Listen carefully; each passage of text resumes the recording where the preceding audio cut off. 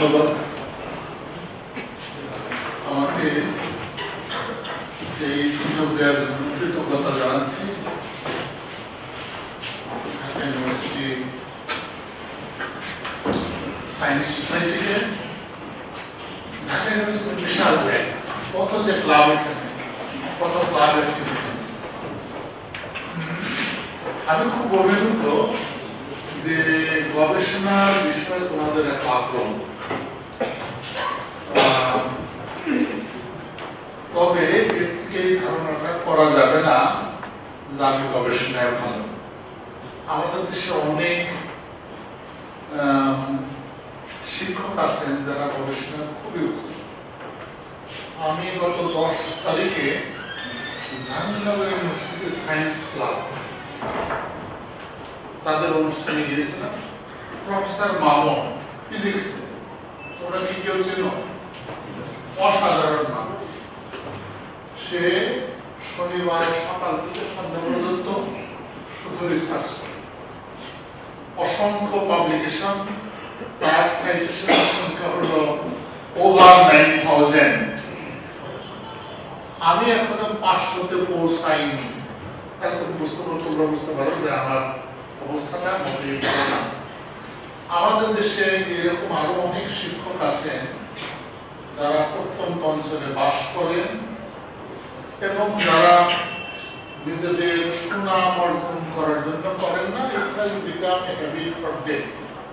এবং এর মাধ্যমে বাংলাদেশের সায়েন্টিফিক ইমেজ কিন্তু এনরিচড হয়, যে বাংলাদেশের মানুষ গবেষণা করতে। আমি আমার ইয়াঙ্গার এজে গবেষণা করার প্রচুর আগ্রহ ছিল। এখন যে নাই তা নয়, কিন্তু আমি সময় ব্যয় করি তো হয়তো অল্প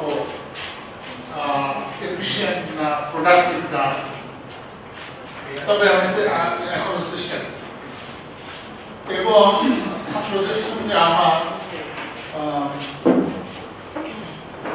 অনেক সুখের স্মৃতি আছে যে ইয়াঙ্গার বয়সে তোমাদের যে দক্ষতা, ক্রিয়েটিভিটি, সেটা কিন্তু বয়স্ক মানুষের সঙ্গে তুলনায় আসবে।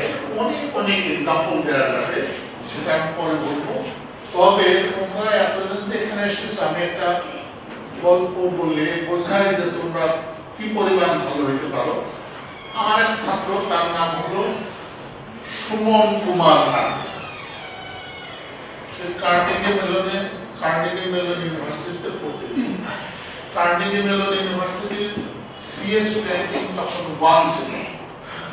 সে একদিন দেখতে পেল একটা নোটিশ হলো যে হার্বার্ট সাইমন বক্তৃতা দেবেন, তার নামের শেষে NL লেখা।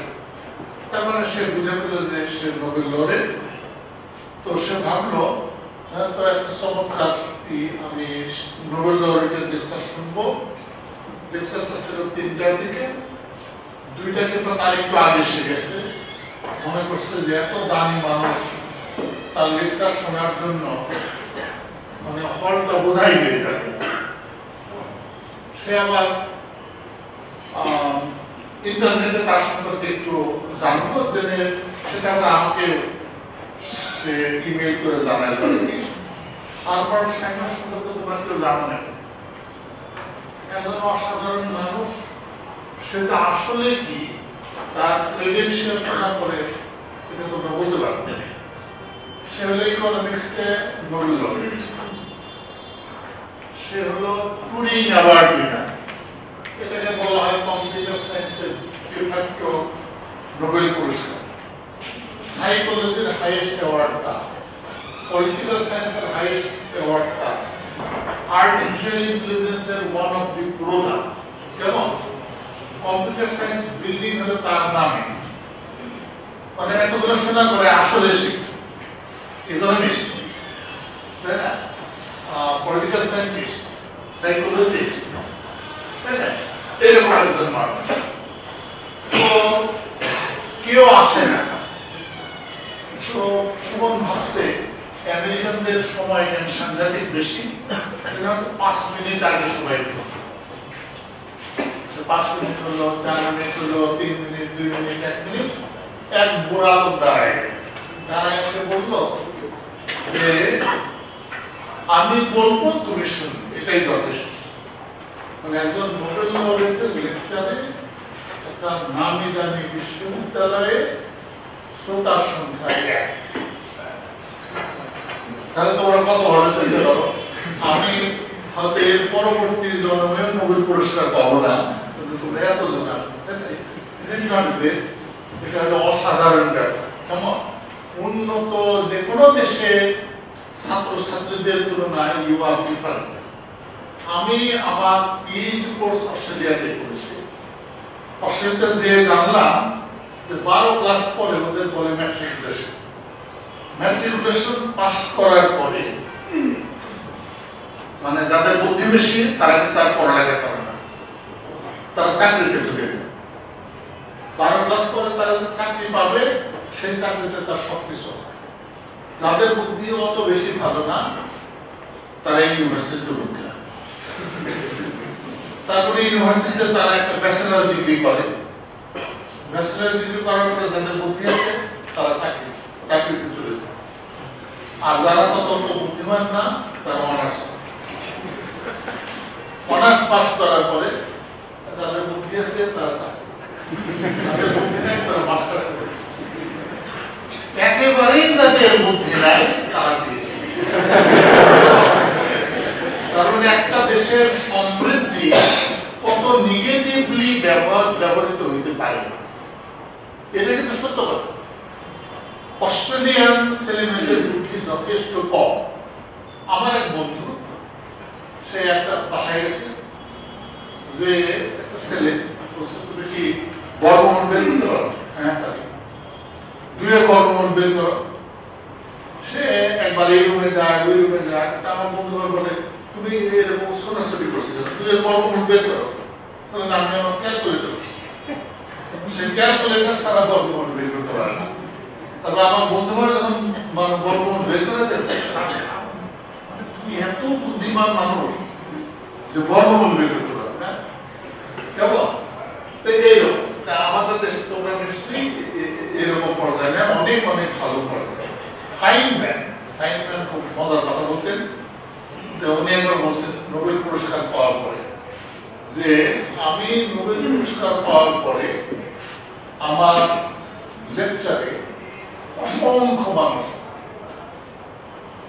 কিন্তু কেউ বোঝে না। আর নোবেল পুরস্কার পাওয়ার আগে আমার শ্রোতার সংখ্যা কম ছিল, তারা বুঝত। অবশ্য কথাটা পার্সিয়ালি সত্য যে ফাইনম্যান হলো অসাধারণ একজন স্পিকার ছিলেন। তোমরা নিশ্চয়ই ইন্টারনেটে তার লেকচার কিন্তু পাবে। উনি অসাধারণ বাগ্মী মানুষ এবং উনি যখন ক্যালটেকে ছিলেন, ক্যালটেকে ফিজিক্সের কোর্স ফাইনম্যান যদি লেকচারার হয় তাহলে সব সোশ্যাল সায়েন্সের ছাত্ররা রেজিস্টার করে বসে এবং সায়েন্সের ছাত্রদের সুযোগ সন্ন্যাসী দিত। এগুলো হয়তো বলে ওনার নামটা দেওয়া হতো না, কেউ গেস করতে না। এখন ভাবো তার তুলনায় তোমরা কত গুণ ভালো, তাই না? অনেক ভালো। তবে দুর্ভাগ্যজনক ভাবে আমরা দেশে তোমাদের জন্য ওই রকম পরিবেশ আসলে তৈরি করতে পারি নাই। এর অর্থ কিন্তু এই হবে না যে তোমরা প্রযুক্তি করা দেশ আমাদের একটা সুযোগ সুবিধা করে দিল না, এই জন্য জীবনটা নষ্ট হয়ে যাচ্ছে। এটা বলা স্বীকার করবে। Life is yours, you have to live this life for another 70-80 years. সুতরাং নিজে ঘুরে দাঁড়াতে হবে। আমরা দেশে তোমাদের জন্য সুযোগ তৈরি করতে পারি বা না পারি, তোমরা তোমাদের জীবনটা তৈরি করে দেবে। এবং এটা সম্ভব অনেকেই করছে। যেমন আমাদের মেঘনাথ সাহা দরিদ্র পরিবারের সন্তান ছিলেন, কালিয়াপুর বাড়ি, উনি তো সেখান থেকে উঠে গেছেন, তাই না? এটা সম্ভব, এটা অসম্ভব কিছু না। তো ইয়াঙ্গার এজে গবেষণা করা অলমোস্ট যত সাফল্য মানুষের আছে সেটা কিন্তু ইয়াঙ্গার এজে। তোমরা যদি আলবার্ট আইনস্টাইনের কথা ভাবো, ইয়ার মিনি তার 5টি পেপার উনি লিখেছিলেন less than 25 years of age, যখন তার এর উইকেস্ট পেপারটা তাকে নোবেল পুরস্কার দিলেন। তার বয়স তো less than 25, তাই না? ইয়াঙ্গার বয়সী। তারপর যখন ওনার বয়সটা হয়েছে, ওনারা দারুণ কিছু করেছেন, এটা আমরা বলতে পারবো না। ওনার অন্যরকম কমিউনিকেশন ছিল। আমাদের 70 বছরের যে কাজ, সেগুলো হচ্ছে ইয়াঙ্গার এজ। কত ইয়াং এজে মানুষ গবেষণা করতে পারে তার একটা উদাহরণ আমি দেই, যে আমাদের দেশে প্রডিজি বলে কিছু খুব একটা নাই, তাই না? প্রডিজি মানে ইয়াং বয়সে যদি অনেক অর্জন করতে পারে তাদেরকে প্রডিজি বলে। এরকম সারা পৃথিবীতে ম্যাথের প্রডিজি আছে, চেসের প্রডিজি আছে। আপাবরান তার নাম শুনেছেন, 3 বছর বয়সে তার বাবাকে দাবায় হারায়। তারপরে সঙ্গীতে আছে প্রডিজি। তবে আমাদের দেশে আন্তর্জাতিক নাই, কারণ আমরা খুঁজি না, তাই না? আমরা অবশ্য খুঁজি না, তা বলা ঠিক হবে না। আমাদের আছে খুদে ক্রিকেটার অন্বেষণ প্রকল্প। গণিতে ভালো এরকম প্রকল্প নাই, বিজ্ঞানে ভালো এরকম প্রকল্প নাই কিন্তু আমাদের দেশে, তাই না? এবং আমাদের দেশটা সার্ভাইভ যদি করতে হয় কিংবা সমৃদ্ধি অর্জন করতে হয়, একমাত্র উপায় হলো এই বিজ্ঞান এবং প্রযুক্তি। কারণ এত ছোট জায়গা আমাদের, অনেক মানুষ। আমরা যদি অগ্রসর হতে চাই তাহলে সায়েন্স এন্ড টেকনোলজির উপর নির্ভর করতে হবে। অন্য কোনো কিছু করেই আমরা সুবিধা অর্জন করতে পারবো না। এবং কোনো বিষয়ে যদি আমরা ভালো করতে চাই, তার শ্রেষ্ঠ উপায় হলো ওই বিষয়ে প্রতিযোগিতা আয়োজন করা। এই যে নোবেল পুরস্কারের মতো যদি একটা পুরস্কার না থাকতো, তাহলে এতগুলো মানুষ এই রকম লেভেলে যেতে পারতো? আমি তো বিশ্বাস করি না যে নোবেল বিজয়ীরা যে মাপের মানুষ, নোবেল পুরস্কার না থাকলেও তারা ওই মাপে পৌঁছতে পারতো বলে মনে হয় না। সুতরাং এই প্রণোদনাটা কিন্তু লাগে। বাংলাদেশে শিক্ষায় কোনো প্রণোদনা নাই, অন্য সকল বিষয়ে আছে। যেমন ভালো আচার বানাইতে পারলে পুরস্কারের ব্যবস্থা আছে। যারা গান গাইতে চায় কিন্তু পারে না, তাদের জন্য পুরস্কারের ব্যবস্থা আছে। 20 লক্ষ টাকা বিভিন্ন দেশে যাবে, তারপরে এক সময় মাদকাসক্ত হবে, তাই না? কিন্তু পড়ালেখার জন্য কিন্তু কোনো পুরস্কার নেই, তাই না? আমরা যদি চাই, আমরা বলি যে আমরা ডিজিটাল বাংলাদেশ তৈরি করব। ডিজিটাল বাংলাদেশ তৈরি করতে হলে বিদেশের থেকে এই কম্পিউটার, অ্যাক্সেসরিজ, সফটওয়্যার, ইঞ্জিনিয়ার এনে আমরা কিন্তু ডিজিটাল বাংলাদেশ প্রতিষ্ঠা করতে পারবো না। এটা সম্ভব হলে ডিজিটাল কুয়েত, ডিজিটাল সৌদি আরব অনেক আগে গেছে। আমাদের নিজেদের ওই সক্ষমতা অর্জন করতে হবে, তাই না? এবং এই সক্ষমতা যদি অর্জন করতে হয়, তাহলে তোমরা হলো সেই ফোর্স যারা নাকি সেই সক্ষমতা অর্জন করে আমাদের ডিজিটাল বাংলাদেশ তৈরি করতে হবে। এখন এই সক্ষমতা কিভাবে অর্জন করা যায়? আমি বলি যে একটা প্রোগ্রামিং প্রতিযোগিতা যদি আমরা করতে পারি, সেই প্রতিযোগিতার পুরস্কার দেব মাত্র 1 কোটি টাকা। তারা আমি দৃঢ়ভাবে বিশ্বাস করি শুধু তোমরা না, তোমাদের বাবা মাও প্রোগ্রাম শেখাবে। আমি কাউকে শেখাতে দেবো না, কাউকে শেখাতে দেবো, শুধু একটা প্রতিযোগিতা। এই জিনিসটা ইন্ডিয়ানরা কিন্তু দারুণ ভাবে বুঝতে পারছে। আমি 2011-এ আইআইটি কানপুরে গেছিলাম। আমার বয়স বেশি হওয়ার সুবাদে আমি নানা রকম সুবিধা এনজয় করি। তার মধ্যে একটা হলো ইন্ডিয়ানরা আমাকে চিফ জাজ করে নেয়, ঠিক আছে, প্রোগ্রামিং প্রতিযোগিতা। আমার ছোট ছেলে, সে আমার দারুণ ক্রিটিক, তার সাংঘাতিক সন্দেহ আমি বুয়েটের কলেজ পোস্ট কিভাবে হই, আমি প্রোগ্রাম লিখি না ইত্যাদি। সেরকম চিন্তা করি যে কিভাবে আমি একদিন রাতে রাত ৩টার দিকে উঠলাম, উঠে দেখি সে তার ঘরে কম্পিউটার সামনে বসে আছে। আমি জিজ্ঞেস করি, বাবা তুমি কি করো? আমি প্রবলেম সলভ করি। আমি জিজ্ঞেস করলাম তুমি কি প্রবলেম সলভ করো? সে খুবই কনফিডেন্টলি বলল তুমি বলবা।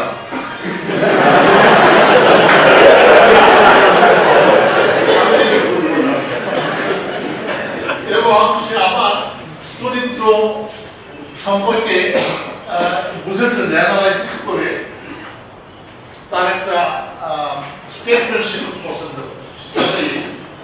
He who cannot teaches, যে পারে না সে শেখায়। তো তার নানা সন্দেহ সে একবার আমার ছাত্র যারা এই প্রোগ্রামিং প্রতিযোগিতা করে ওয়ার্ল্ড ফাইনালসে যাবে, আসিফ নামে একটা ছেলে, খুব বিদায়ী মানুষ, তাকে সে জিজ্ঞেস করে আসিফ ভাইয়া বাবা তোমাদের সঙ্গে কি করে?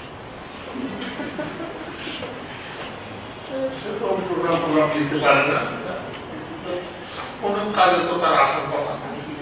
আসিফ বিদায়ী মানুষ তাকে বোঝাইল যে না আমরা যেগুলো পারি না স্যার সেগুলো আমাদের বুদ্ধি দিতে পারে। সেটা তো কথাগুলো খুব একটা বিশ্বাস করে নাই। তবে আমার অনেক সৌভাগ্য, এখন সে অনেক দূরে থাকে, অটোয়াতে থাকে, তার সাথে আমার মাঝে মধ্যে একটু গবেষণা নিয়ে কথা হয়। সে এখন একটু একটু স্বীকার করে আমি কিছু একটা জানি, সম্ভবত সন্দেহ আছে, কিছু একটা জানি। আচ্ছা, যেটা বলছিলাম যে আমাদের এই শিক্ষার যদি প্রণোদনা থাকতো, ইয়াং বয়সে কেউ তো সেকেন্ড হতে চায় না, তাই না? ফার্স্ট হতে চায়। এই প্রণোদনা যদি আমরা করতে পারতাম 2011-এ আমি ওই চিফ জাজ হিসেবে আইআইটি কানপুরে গেছি। ডক্টর মালুকুল গুপ্ত রুমে বসাচ্ছি, এক ছেলের বুকে তার হাতে দেখলাম কিছু একটা বললাম, তা আমাকে দেখে বললো হ্যাভ সাম সুইট পিকচার। আমি বললাম what for, I am from Bangladesh, আমি একটু জানতে চাই তোমার এটা। I have got a job offer. আমি বললাম তোমার অফারটা কি? এটা হলো নভেম্বর মাসের শেষ কিংবা ডিসেম্বরের শুরু। সে বলল যে আমি 9 লাখ রুপিসের একটা চাকরি পেয়েছি। 9 লাখ রুপিস হলো per annum, 9 lakh rupees per annum, rupees per annum, তার মানে ৭৫,০০০ রুপি পার মান্থ, এবং পার্সেন্টেজ ক্যাপাসিটি তার দ্বিগুণ, তাই না? ১.৫ লক্ষ টাকা। আমি বললাম দারুণ ভালো অফার। প্রফেসর বলল this is the lowest offer this ইয়ার, সবচেয়ে কম অফার। তোমরা এখন আন্দাজ করো তো সবচেয়ে বেশি অফারটা কত হইতে পারে? একটা ছেলে যে জুন মাসে পাস করবে তার চাকরি হচ্ছে নভেম্বর কিংবা ডিসেম্বর, আগের নভেম্বর ডিসেম্বর, ঠিক আছে? জুন মাসে সে পাস করবে। এটা ইন্ডিয়ার কোন জায়গায়, ইন্ডিয়াতে ওদের কিন্তু আনএমপ্লয়মেন্ট আছে রেট হাই।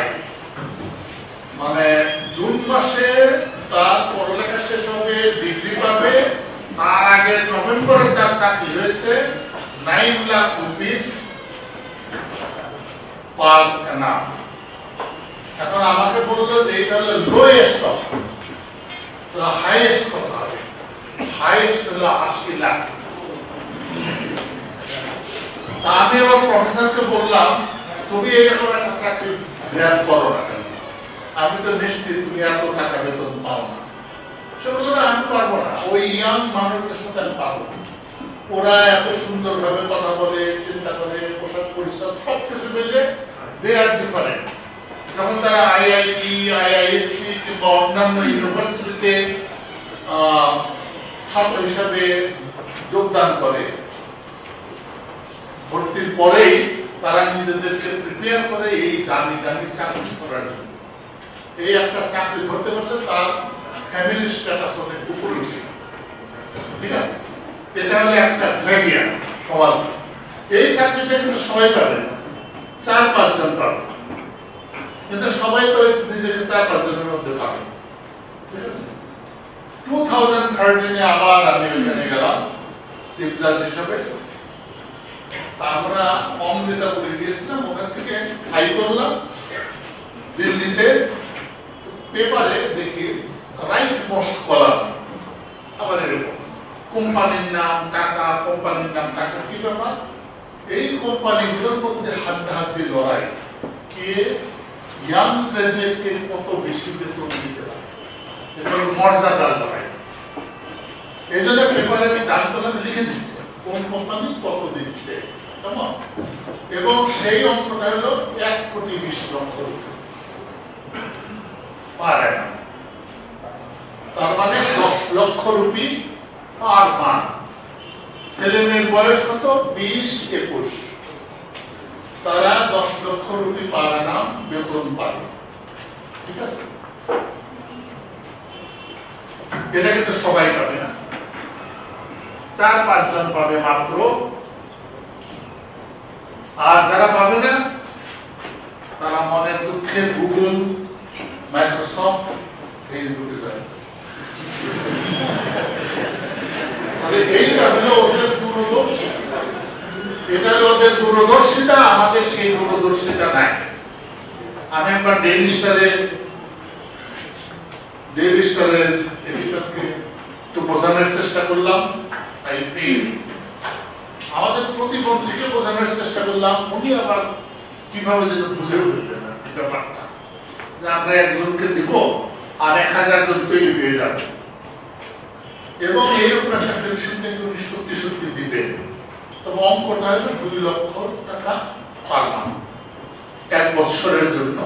এটার নাম হবে আইসিটি ফেলোশিপ ইত্যাদি নাম, 2 লক্ষ টাকা। তোমরা যারা অ্যারাউন্ড মানে নিজেদেরকে প্রস্তুত করো, এরকম অন্তত একটা চাকরির ব্যবস্থা হচ্ছে। আমার আগ্রহ ছিল এরকম অনেকগুলো চাকরি এবং আরো দামি চাকরি বাংলাদেশে হোক, তাই না? তোমরাও যাতে মনের দুঃখে গুগল, মাইক্রোসফটে জয়েন করতে পারো। কিন্তু আমরা আমাদের যারা আছে তাদের দূরদর্শিতা এত কম, তারা এটা সহজে করবে না। তো আমাদের পার্শ্ববর্তী দেশ কিন্তু ঠিক এইভাবে তারা এগোচ্ছে। আমাদের ফিল্ডে কম্পিউটার সায়েন্স এন্ড ইঞ্জিনিয়ারিং এ আইআইটি কানপুরে একজন প্রফেসর আছেন, খুবই দামি, তার নাম হলো মুনীন্দ্র আগ্রাওয়াল। মুনীন্দ্র আগ্রাওয়াল 2002 সালে তার 2 জন আন্ডার গ্রাজুয়েট ছাত্র নিতিন সাক্সেনা, নীরাজ কয়াল, এই 2 জনকে নিয়ে প্রাইমারিটি টেস্টিং এর পলিনোমিয়াল টাইম ডিটারমিনিস্টিক অ্যালগরিদম আবিষ্কার করছে। মানে একটা সংখ্যা প্রাইম কিনা, তাই না? একটা সংখ্যা প্রাইম কিনা এর ডিটারমিনিস্টিক পলিনোমিয়াল টাইম অ্যালগরিদম ছিল। আমরা যে সমস্ত অ্যালগরিদম ব্যবহার করি এগুলো আসলে এক্সপোনেনশিয়াল অ্যালগরিদম। এটা হলো প্রথম পলিনোমিয়াল টাইম ডিটারমিনিস্টিক অ্যালগরিদম, যদিও এটা এখনো ব্যবহার করা হয় না, কারণ পলিনোমিয়াল হলো এক্সেসিভলি লং টাইম লাগে। আমরা যখনই কমিউনিকেশন করি, এনক্রিপশন ডিক্রিপশন করতে হয়, তখন আমাদের বড় বড় প্রাইম নাম্বারের প্রয়োজন হয়। বড় বড় প্রাইম নাম্বার কি? 200 decimal digit long prime number. ও 2টা ফ্যাক্টর থাকে, ফ্যাক্টরের সাইজ খুব বড়, ওই ফ্যাক্টরগুলো গেস করতে পারলে তাহলে ডিক্রিপশন করা সম্ভব। কিন্তু এত বড় সংখ্যা 2টা বড় ফ্যাক্টর বের করা আদারওয়াইজ কঠিন। তো এইটা করার পরে মুনীন্দ্র আগ্রাওয়াল তো তার ছাত্রদের নিয়ে অনেক অনেক পুরস্কার পেল, এবং তাকে সবাইকে দিয়ে তাকে প্রফেসর বানানো হলো, তাকে ডিপার্টমেন্টাল হেড বানানো হলো, তাকে ডিন ফরেন অ্যাফেয়ার্স বানানো হলো, আশপাশের সকল ছাত্রকে বুঝিয়ে দেওয়া হলো যে একটা ভালো কাজ করলে কত রকম সুবিধা পাওয়া যায়, তাই না? আমাদের দেশে কি, আমাদের দেশে একজন ভালো রিসার্চারকে তোমরা দেখবে সে সাফিসিয়েন্টলি অবহেলিত, ফলে তোমাদের আগ্রহটা কিন্তু কমে যাবে যে ভালো রিসার্চ করলে কোন রকম সুবিধা প্রাপ্তি স্বীকৃতি এগুলো নাই। এটা করলে তো হবে না, রিকগনিশন লাগবে তার, তাই না? আমি মনীন্দ্র আগরওয়ালের সাথে 2013 সালে একটা অনুষ্ঠানে ছিলাম, আমার ওয়াইফ ছিল, আমার ওয়াইফের বিষয়টা জানে তার সম্পর্কে। আমি লক্ষ্য করলাম দূরের থেকে ছাত্ররা বলছে এ হলো মনীন্দ্রজি, মাথায় প্রচুর বুদ্ধি, এবং ওরা জানে যে মনীন্দ্র আইআইটি কানপুরে খুব কম সময় থাকে, বিভিন্ন দেশে ঘুরে বেড়ায়। এটা আমাদের দেশের জন্য, আমাদের দেশের মানুষের জন্য এগুলো খুব লুক্রেটিভ বিষয়, তাই না? একবার জাপান গেলাম, কোরিয়া গেলাম, আমেরিকা গেলাম। মনীন্দ্র আগরওয়াল সারা বছরই এই কাজটা করে, এবং ইয়াং ছেলে মেয়ে এবং ইয়াং ফ্যাকাল্টি তারা কিন্তু টার্গেট করে যে এইরকম আমি হব, তাই না? এইরকম আমি হব। এই কারণে ইন্ডিয়া ইন পার্টিকুলার আমাদের এই কম্পিউটার সায়েন্সে অনেকগুলো আবিষ্কার ইন্ডিয়ার থেকে হয়েছে। 1984 নরেন্দ্র কারবারদার, উনি বেল ল্যাবে তখন চাকরি করতেন, বয়স ছিল 27 ওই সময়। তো 1984 উনি projective algorithm for linear programming আবিষ্কার করলেন, এবং ওই একটা আবিষ্কার করে বেল ল্যাবের হাইয়েস্ট স্যালারি ড্র করতেন। ইন্ডিয়াকে তো ঠিকই বুঝে ফেলছে, ইন্ডিয়া তাকে ইন্ডিয়াতে নিয়ে আসছে সুপার কম্পিউটার প্রজেক্ট। আমরা তো বিদেশের থেকে আমাদের বাঙালি কেউ ভালো কাজ করলে তাকে নিয়ে আসি। গতকাল এইরকম একজন মানুষের সাথে আমার দেখা হলো, জাহিদ হাসানের নাম শুনেছেন? সেই কিন্তু একদম অসাধারণ মানুষ। আমাদের এখানে একটা সেমিনার দিলেন, আমি সম্পূর্ণ সেমিনারটা শুনতে পারিনি। জাহিদ হাসানকে নিয়ে আমি 1991 কিংবা 92-তে গাজীপুর এরিয়াতে কোন একটা পিকনিকে গিয়েছি। তা আমার ছাত্রদের সহপাঠী সে, তাকে আমি জিজ্ঞেস করলাম যে এইম ইন লাইফ কি। সে আমাকে বললো তার এইম ইন লাইফ হলো আইনস্টাইন যে ইউনিভার্সিটিতে পড়িয়েছে সেই ইউনিভার্সিটিতে সে professor, and he has become a professor at Princeton University. আর পাবলিকেশন গুলো অসাধারণ। তার সাইটেশন মনে হয় about 25,000। বাংলাদেশের যত সাইন্টিস্ট আছে তার মধ্যে তার সাইটেশন সংখ্যা মনে হয় সবচেয়ে বেশি। বাঙালিদের মধ্যে অন্যান্য সাইটেশন বেশি আছে, সেটা অমর্ত্য সেন, তার সাইটেশন সংখ্যা exceedingly large. কিন্তু সাইন্টিস্টদের মধ্যে জাহিদ হাসানের সাইটেশন সবচেয়ে বেশি, and he is pretty young, খুবই অল্প বয়স্ক মানুষ। তো নিশ্চয়ই সে এনজয় করে, তার সায়েন্স সে এনজয় করে। তো এই জাহিদ হাসান যে কাজটা করে, যে ধরনের কাজ করে, সে কাজ কিন্তু অনেকাংশে বাংলাদেশেও করা সম্ভব। আমরা যদি ওইভাবে টিউনড আপ থাকি, ওইভাবে কাজ করতে চাই, থিওরিটিক্যাল গবেষণা করা নিশ্চয়ই অনেকাংশে সম্ভব, তাই না? কিন্তু আনফরচুনেটলি বাংলাদেশে আমরা এইভাবে টিউন না, মানে রিসার্চকে এতটা কদর আমরা করি। আমি এর আগে পড়েছিলাম, ওর একটা পেপারে পড়েছিলাম যে আমাদের সুপ্রিম কোর্ট যখন কার্যালয়ে গবেষণা করতেন, রাত জেগে গবেষণা করতেন, রিক্সাওয়ালারা অনেকে উঠে বেড়ে দেখত বিজ্ঞানী কি করব। রিক্সাওয়ালা আমরা বিজ্ঞানীরাই কি আরেকজন বিজ্ঞানীকে দেখি, সে রাতে কি করে দেখি না, তাই না? সুতরাং বিজ্ঞান কিংবা গবেষণার কদর বাংলাদেশে বেশ একটু কম। ফিলিপস কোম্পানি কবিদের পুরস্কার, বিজ্ঞানীদের নজর পড়ে না, এগুলো অপদার্থ বলে, সেগুলো দিয়ে কোনো লাভ নেই, তাই না? এই ডিরেকশনটা আমাদের সোসাইটিতে শেষ করতে হবে, এটাকে শেষ করতে হবে। এটাকে শেষ করলে আমরা যদি সত্যিকারেই অগ্রসর জাতি হিসাবে আবির্ভূত হইতে চাই, সায়েন্স টেকনোলজির পুনর্বিকল্প এটা আমাদের করতেই। এখানে আমি বলছি না যে কলা মানবিক বিষয় নিয়ে আমরা পড়ব না, এটা আমাদের গুরুত্ব দিতে হবে। আমাদের তো ছোট একটা দেশ, অস্ট্রেলিয়া আমাদের 87 গুণ বড়, তার জনসংখ্যা 7 গুণ কম, তার মানে আমাদের পপুলেশন কত বেশি। সীমিত ন্যাচারাল রিসোর্স নিয়ে আমাদের ছোট ছোট শিশুকে বড় করতে হবে, নট ইজি, তাই না? কঠিন ব্যাপার। আমরা যদি ভ্যালু এডিশন করতে না পারি, ঠিক জাপান যেভাবে করে, জাপান বিভিন্ন দেশ থেকে কাঁচা মাল আমদানি করে অল্প পয়সায় কিনে, তারপরে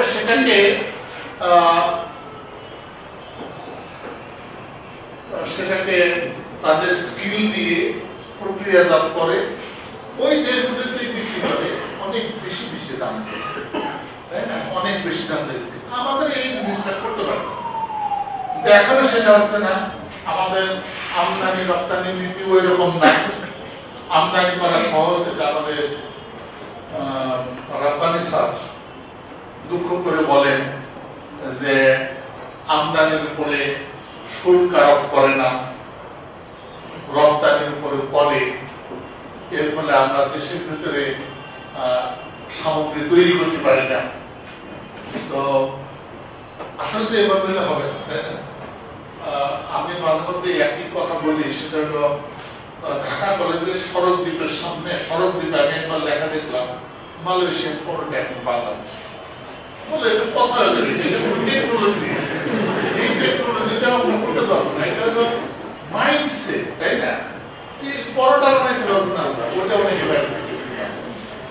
কিন্তু পক্ষান্তরে আমরা ভারতের কথা ভাবি। মানে আমি যখন ছোট ছিলাম, স্কুলে কিংবা কলেজে পড়তাম, তখন আমরা জাপানের টিভি দেখতাম, টেট্রন কাপড় পরতাম, সব বিদেশি জিনিস পড়তাম, দূরের দূরের দামি দামি দেশে, যেমন জার্মানি পড়তাম, ঠিক আছে? কিন্তু ভারতীয়রা কিন্তু পড়তো না, ওদের ওই আমদানির উপর নিষেধাজ্ঞা আছে, ওরা সেটা করতে পারে। আমাদের দেশ যখন স্বাধীন হয় তখন ভারতীয়রা আমাদের দেশে ঢুকছে, ঢুকে সবাই ইনভেরিয়েবলি 7 o'clock ব্লেড কিনে নিয়েছে। আমাদের একটা ব্লেড ছিল 7 o'clock, আমি জানি না এখন আছে কিনা। আমার একদিন পুরো একটা টিভি প্রোগ্রাম ছিল, আমি ভাবলাম আমার শেভ করতে হবে, সিদ্ধান্ত নিলাম এই দেশি ব্লেড দিয়ে শেভ করে যাব। আনফর্চুনেটলি পলাশী বাজারে কোনো দেশি ব্লেড পেলাম না, পরে আমি শেভ না করিয়ে গেলাম। দাঁড়িয়ে রাখা উচিত ছিল আর কি, সেটা করতে পারিনি। এটা ওই জওহরলাল নেহরুর সম্পর্কে একটা ই আছে আর কি, উনি যখন প্রিমিয়ার তখন এক সেক্রেটারি তার কাছে একটা ফাইল দিচ্ছে, ফাইল হলো যে ভারত ব্লেড দিয়ে শেভ করা যায় না। এটা ভারতের ব্লেডের নাম ছিল ভারত ব্লেড, এটার কোয়ালিটি খুব লো, এটা দিয়ে শেভ করা যায় না, উন্নত মানের ব্লেড আমদানি করা হোক, এটা হলো প্রস্তাব। নেহেরু তখন লিখে দিলেন, those Indians who cannot shave with Bharat blade, let them grow beard. এইটা হলো দূরদর্শিতা, নেতাদের দূরদর্শিতা, সেটা ভারতে আছে এবং বাংলাদেশে নাই, ভারতে কিন্তু আছে। এখন ভারতের রকেট মঙ্গল গ্রহে যায়, চাঁদে যায়, আবার গতকাল 104টা উৎক্ষেপণ করলো, না রেকর্ড করলো 104টা, ঠিক না? আমরা আগে জাপানের থেকে আমদানি করতাম, জার্মানি থেকে আমদানি করতাম, এখন দেশগুলো কাছে এসে গেছে, এখন আমরা থাইল্যান্ডের থেকে আমদানি করি, মালয়েশিয়া থেকে আমদানি করি, ভুটানের ফলের রস খাই, এগুলো শেষ আসলে হতে হবে না। নিজেদের পায়ে দাঁড়াতে হবে। মাঝে মধ্যে বলি আমরা যাতে বাংলাদেশের কলম দিয়ে দিই, তাই না? ইন্ডিয়ার জন্য কিন্তু ইট ইজ সো ইজি, ওদের এত বড় মার্কেট, বাংলাদেশের মার্কেট ধ্বংস করে দেওয়ার জন্য ইন্ডিয়ানরা কিন্তু খুব সহজে এটা করতে পারে, খুব অল্প দামে তাদের কলম পাঠায়। আর আমাদের দেশ পরিমাণ মাত্রা এত বেশি, আমরা ওগুলো কিন্তু আমাদের দেশের ইন্ডাস্ট্রি নষ্ট হয়ে যাবে, তখন ওরা দাম বাড়ায়। তা আমাদের বেশি জিনিস ব্যবহার করা উচিত।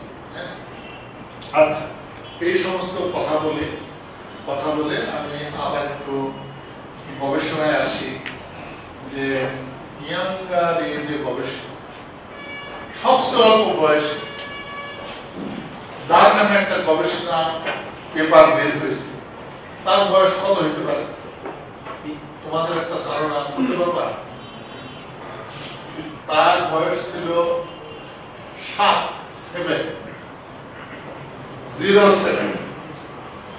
এবং তার নাম হলো পোসা, POSA। তার বাড়ি হলো হাঙ্গেরি। হাঙ্গেরিতে খুব দামি একজন মানুষ ছিল, যার নাম হলো পল আর্ডস। পল আর্ডস অসাধারণ মানুষ ছিলেন। উনি বিয়ে শাদী করেন নাই, ওনার কাজ ছিল প্রবলেম সলভ করা, এটাই উনি করতেন। ওনার সয় সম্পত্তি বলেও কিছু ছিল না, একটা টিনের বাক্স ছিল যার মধ্যে ওনার সকল সম্পত্তি এঁটে যেত। উনি যখন আমেরিকা যেতেন, রোনাল্ড গ্রাহাম নামে একজন বিজ্ঞানী আছেন, বেলজিয়ামে চাকরি করতেন। এখন অবশ্য উনি UCSD তে আছেন, university of California at San Diego. আবার আদনান স্যার ওখান থেকে PhD করছেন এবং সে সুপারভাইজার ছিল। রোনাল্ড গ্রাহাম নাম করা লোক। তার বাসায় একটা রুম ছিল পল আর্ডসের জন্য বরাদ্দ। তো উনি দরজা নক করে বলতেন, my brain is free, give me a problem. এটা হলো না রেগুলার এই কথাগুলো ছিল আর কি, না গিভ মি এ প্রবলেম। তো পল আর্ডস শুনতে পারলো যে হাঙ্গেরিতে একটা ম্যাথ প্রোডিজিদের স্কুলে পোসা নামে একটা ছেলে আছে, খুবই বুদ্ধিমান। সে হাঙ্গেরিতে যে ওই স্কুলে সরাসরি চলে গেল।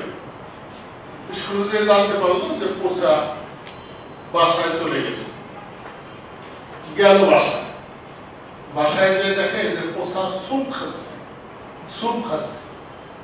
ওই সময় পোসাকে সে বোঝালো একটা ড্রাগ, এই ভার্টেক্স, এজ, এগুলো দিয়ে তাকে বোঝায় অনেক দিনের একটা প্রবলেম যার সমাধান ছিল না, যে ডিসজয়েন্ট সাইকেল একটা ড্রাগে থাকতে মিনিমাম কতগুলো এজ পেলেই যথেষ্ট। পোসা সুপ খেতে খেতে তার উত্তরটা বলে দিল। That was his first paper. বয়স তখন তার 7। তোমরা যারা ভাবো যে গবেষণা করার জন্য অনেক শিখতে হবে, তারপর গবেষণা করা যাবে, পসিবলি দ্যাট ইজ রং। এখন শেখার এত বেশি জিনিস হয়ে গেছে, বেশ কয়েকটা জীবন লাগবে শিখতে, ওইটা আসলে করা যাবে। মানে অবজেক্টিভ ওরিয়েন্টেড, আমি এই কাজটা করতে চাই, এই কাজটা করার জন্য যা যা শেখা দরকার সব আমি শিখে ফেলব, তাই না? এটা হলে আমি এই প্রবলেমটা সলভ করব, এই প্রবলেমটা সলভ করার জন্য যা যা দরকার সবই করব, সেটা হলো right direction. Too many things to learn, অনেক জিনিস আছে। ইনফ্যাক্ট বেশি শিখতে সমস্যাও আছে। একটা প্রবলেম দিলে সবসময় ওইগুলো তোমাকে ডাইভার্ট করবে, এটা করি ওইটা করি, তারপর তোমার নিজের creativity disturb. If you do not know things, it is easier. You can remain creative, to have a creative solution দিকে যেতে পারো। তুমি যখন 7টা পদ্ধতি অলরেডি জানো, তোমাকে একটা প্রবলেম দিলে আচ্ছা আমি একটু ডিফারেন্সিয়েশন করে দেখি, আমি এটা করে দেখি, আমি এটা করে দেখি, এটা অ্যাপ্লাই করে দেখি, তখন তোমার ক্রিয়েটিভিটি হয়তো তুমি কতটা ব্যবহার করতে পারবে না। আমি অস্ট্রেলিয়াতে যে ইউনিভার্সিটি পড়েছি, এটা খুব ছোট ইউনিভার্সিটি, অ্যাডেলাইড ইউনিভার্সিটি, অ্যাডেলাইড শহরের মাঝখানে, বড় হতে পারছে না, এই জন্য একটা ফিলিয়াল বেডফোর্ড পার্কে করা হলো, ওরা নিজেরা পরে ইউনিভার্সিটি হলো। আমার ইউনিভার্সিটির একটা বড় হলো টেরেন্স টাউ। টেরেন্স টাউয়ের নাম শুনছো? টেরেন্স টাউ হলো fields medalist and youngest fields medalist. সে হলো আমাদের ইউনিভার্সিটির ছাত্র। টেরেন্স টাউ ইয়াং বয়সে পাওয়ারের ম্যাথ অলিম্পিয়াড এগুলো করছে, খুব ভালো করছে, খুব অল্প বয়সে। তাকে বলা হয় মিস্টার ফিক্স। মানে কারো কোনো প্রবলেম থাকলে তার কাছে গেলে সে সেটা ফিক্স করে দেয়। প্রতি বছর সে পেপার পাবলিশ করে রাফলি 70টা পেপার পার ইয়ার। আমার কিন্তু সর্বসাকুল্য 70টা নাই, কেমন 70টা per year. Then imagine how many papers is he publishing. UCLA professor, University of California at Los Angeles. তো এই ক্রিয়েটিভিটিটা, এই যতই শেখা যাবে, এই ক্রিয়েটিভিটিটা সম্ভবত একটু ডিস্টার্ব। এজন্য ইয়াঙ্গার বয়সে একটা প্রবলেম ধরা। যেমন অ্যান্ড্রু ওয়াইস, নাম তো শুনেছেন তাই না? অ্যান্ড্রু ওয়াইসের নাম শুনছেন না কেউ? হ্যাঁ, ফার্মাস লাস্ট, শুধু ফার্মাস লাস্ট না, ওটা তো হয়তো খুব একটা চাষেও যায় না। সে সবচেয়ে বেশি পুরস্কার পেয়েছে।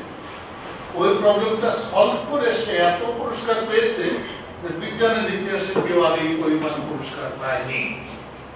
তার বয়স যখন খুব অল্প বয়সী, 10 বছর বয়স, পাবলিক লাইব্রেরিতে একটা বইতে সে দেখলো x to the power n plus y to the power n plus equals z to the power n does not have solution in integers x, y, z and integer n greater than 2. তার কথা হলো ওই বয়সে সে প্রবলেমটা কিন্তু বুঝে ফেলল যে x to the power n plus y to the power n cannot be equal to z to the power n for x, y, z are integers and n is a power greater than 2. সে বুঝে ফেলল। তার কথা ছিল আমি 10 বছর বয়সে যে প্রবলেমের ফর্মুলেশন ঠিকঠাক মতো বুঝে ফেললাম, পৃথিবীর সবচেয়ে দামি ম্যাথমেটিশিয়ানরা সেই প্রবলেমটা সলভ করতে পারলো না। সুতরাং এই প্রবলেমটাকে আমি দেখে নিই, এবং উনি কিন্তু সেই প্রবলেমটা সলভ করেছেন। এরকম একটা কিছু মাথায় থাকতে হবে, তাই না? এরকম একটা কিছু মাথায় না থাকলে মানুষ মনে হয় না। আমি একটা বড় কিছু নিয়ে চিন্তা করছি, এটা কিন্তু লাগবে না, আমি ট্রুথ সিক করছি, দামি, এবং সেই ট্রুথ ডিসকভার হওয়ার পরে হয়তো পৃথিবীর সহসায় কিছু আসে যাবে না, কিছু আসে যায়। এটা তো মানুষই এই কাজগুলো করবে, তাই না? যে ইমিডিয়েটলি আমরা কোনো গেইন পাবো না, তারপর আমি করছি, আমার সময় ব্যয় করছি। সবার মাথায় এইরকম একটা প্রবলেম থাকতে হবে। এরকম প্রবলেম কিন্তু অবর্ণিত আছে, শুধু কম্পিউটার সায়েন্স না, অন্য যে কোনো ডিসিপ্লিনে এই ধরনের প্রবলেম বিস্তর পরিমাণ আছে, আমরা সেগুলো জানি। আমি কি একটা কম্পিউটার সায়েন্সে বলতে পারি, তোমরা যারা কম্পিউটার সায়েন্সের অ্যারাউন্ডে আসো, থাইসেল প্লাস 1 নামে একটা প্রবলেম আছে, তোমরা কি জানো? থাইসেল প্লাস 1, থাইসেল প্লাস 1 প্রবলেমটা বলে হলো যে কোনো ইন্টিজার নিয়ে শুরু করতে হবে।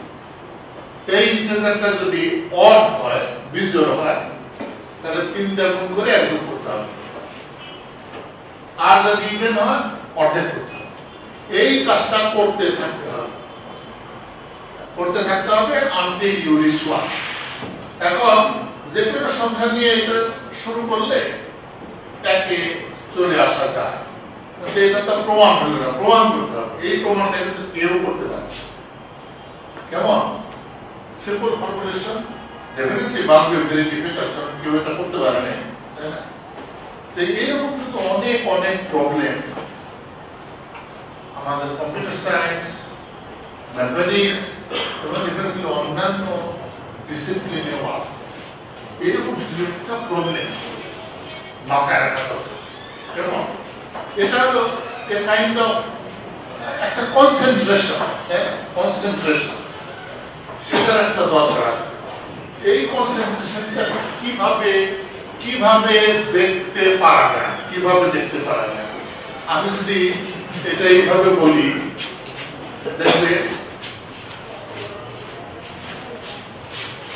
একটা ছেলে কিংবা মেয়ে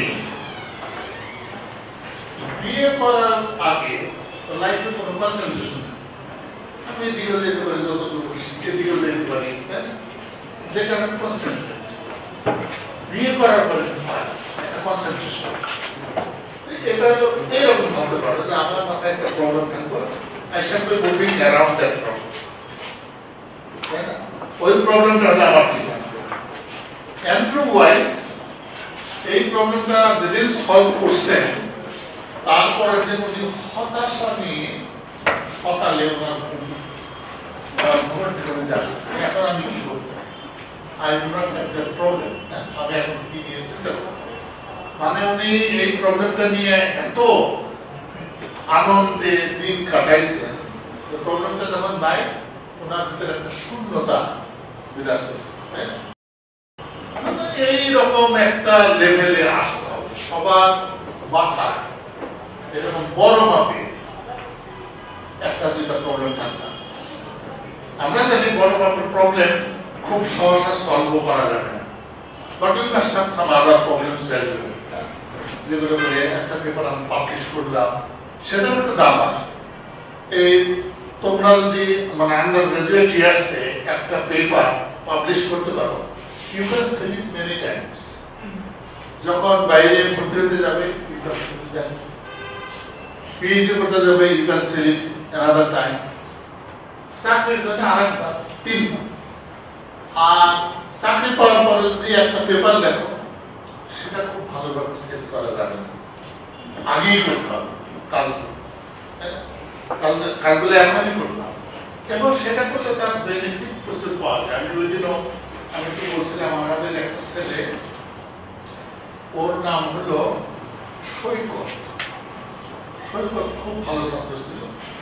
আমি সেকেন্ড ইয়ারে তার ডাটা স্ট্রাকচারের কোর্সে একটা অ্যালগরিদম শেখাচ্ছিলাম যে সর্টেড একটা সিকোয়েন্স থাকলে তার মধ্যে মোড কিভাবে বের করতে হয়, মোড মানে যার অকারেন্স হাইয়েস্ট, ফ্রিকোয়েন্সি হাইয়েস্ট।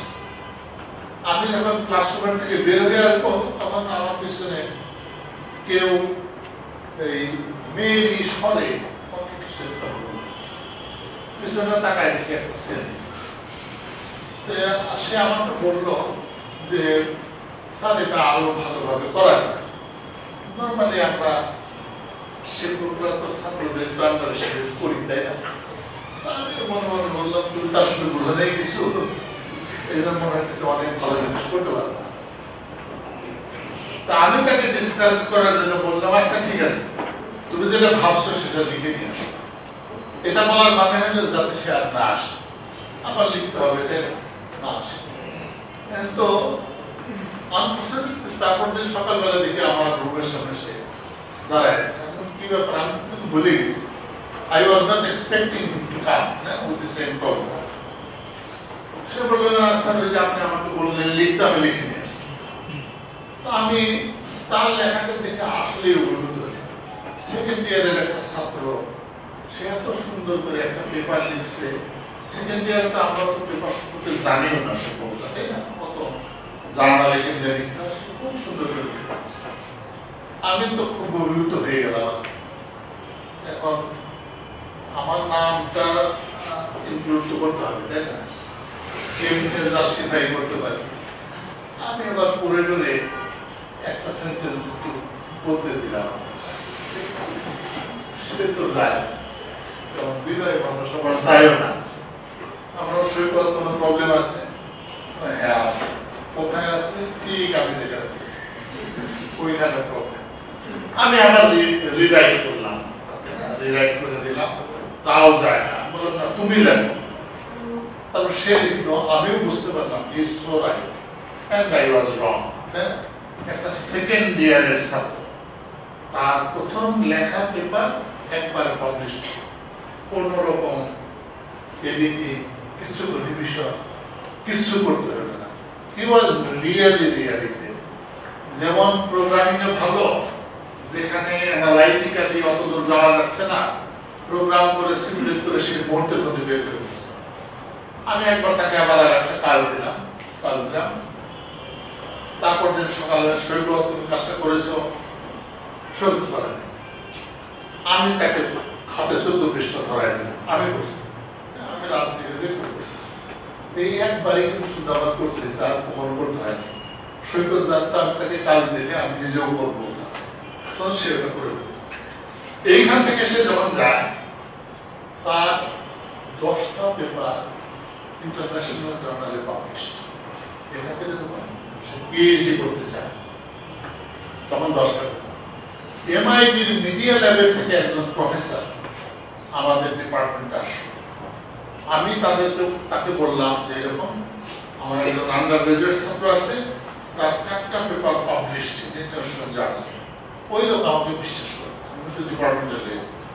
তারপর আমি তাকে পেপার এবং ছেলেটাকে দেখাই।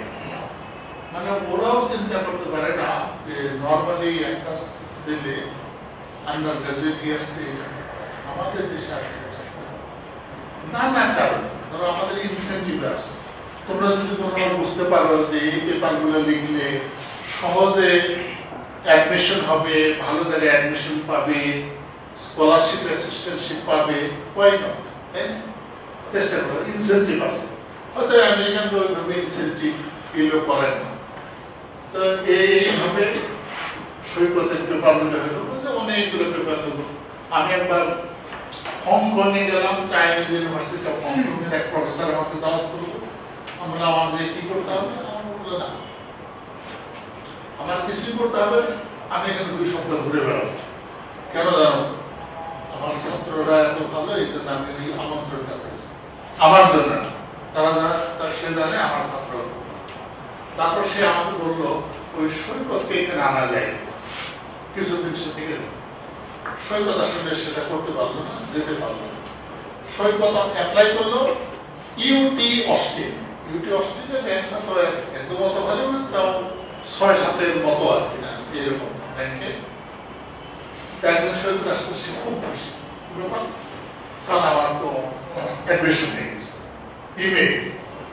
ইমেইলে তারা জানাইছে যে এরকম তুমি খুব ভালো ছাত্র, তোমাকে আমরা অ্যাডমিশন দিলাম এবং ফেলোশিপ হলো হাইয়েস্ট, সবচেয়ে বেশি টাকা তাকে দেওয়া হবে, এটা লেখা আছে। তারপরে প্যারাগ্রাফে লিখছে যে আমরা বলেছি this is not good enough, we are going to give you a laptop of your choice, কনফিগারেশনটা তুমি বলে দেবো। কত ইন্সপায়ারিং কথাবার্তা। আমরা কি আমাদের দেশে আমরা তোমাদেরকে এগুলো বলি, কখন বলি না, তাই না? কিন্তু উন্নত দেশে যারা এই ছেলেকে কোনোদিন চেনে না, ওদের কাছে একজন ভালো ছাত্র মানে হলো বিরাট। এই কার্নেগি মেলন, এমআইটি, এই সমস্ত জায়গায় পিএইচডি করতে 6-7 বছর মিনিমাম লাগে। কারণ কি?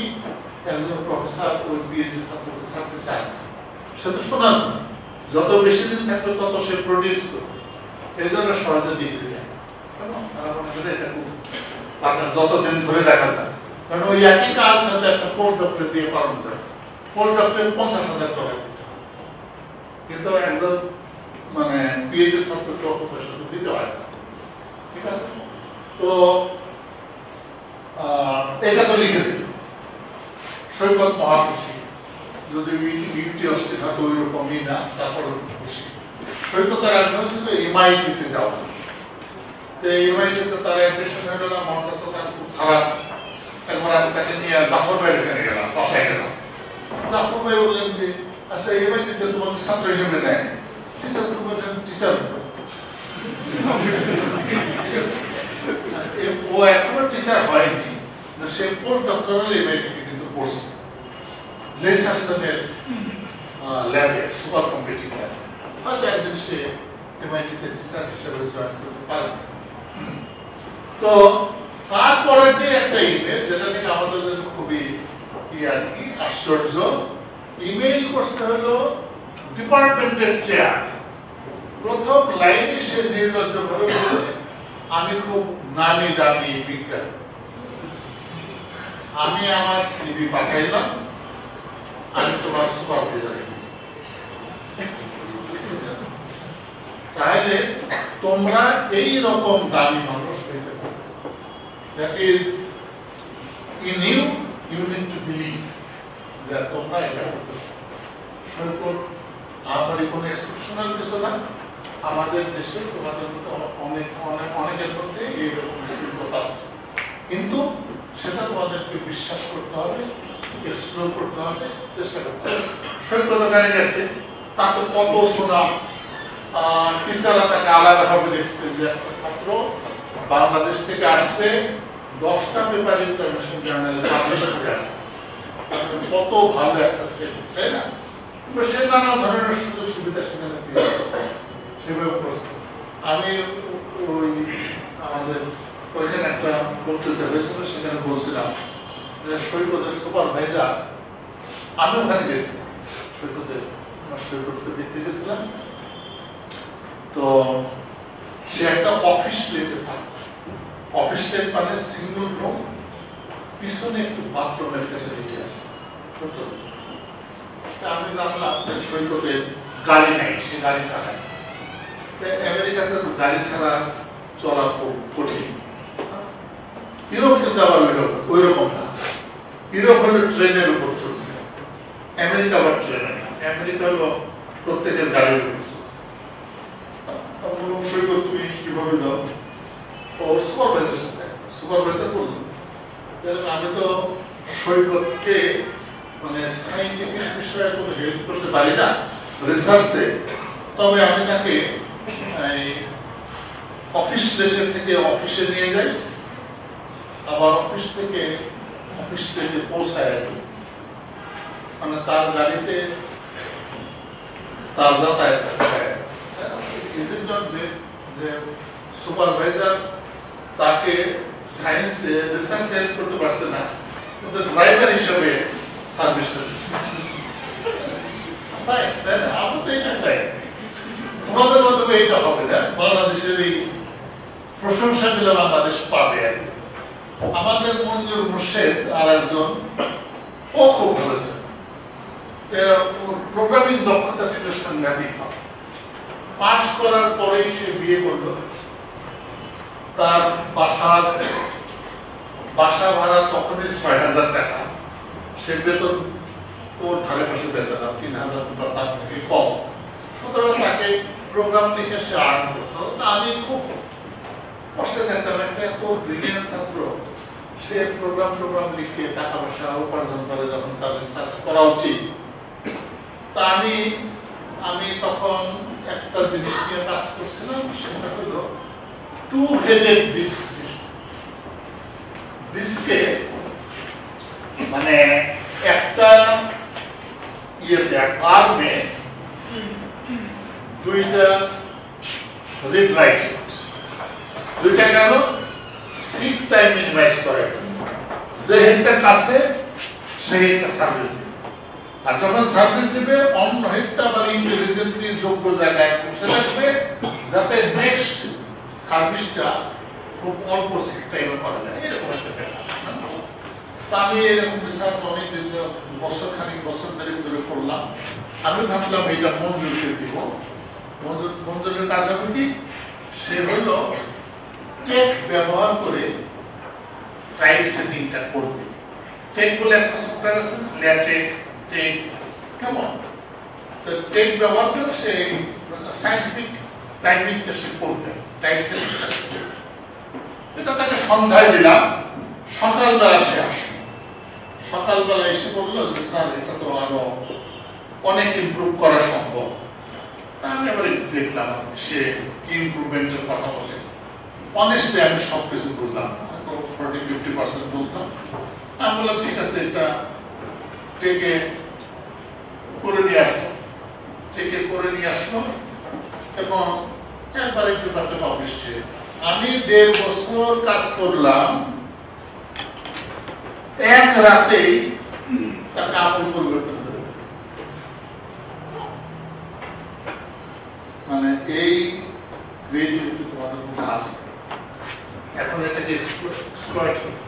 এক্সপ্লোর করবে।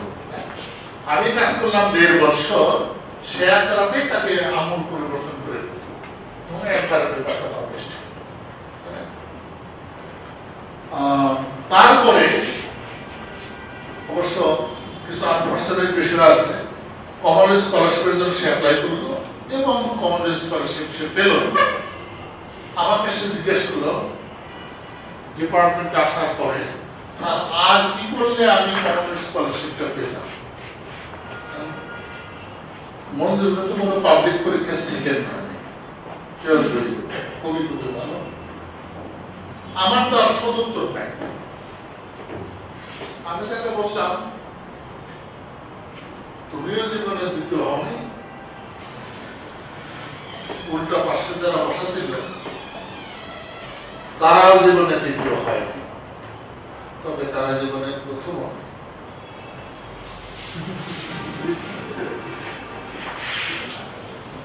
এরকম একজন মেধাবী মানুষকে দুই হাতে স্যালিউট দিয়ে স্কলারশিপটা দেওয়া উচিত।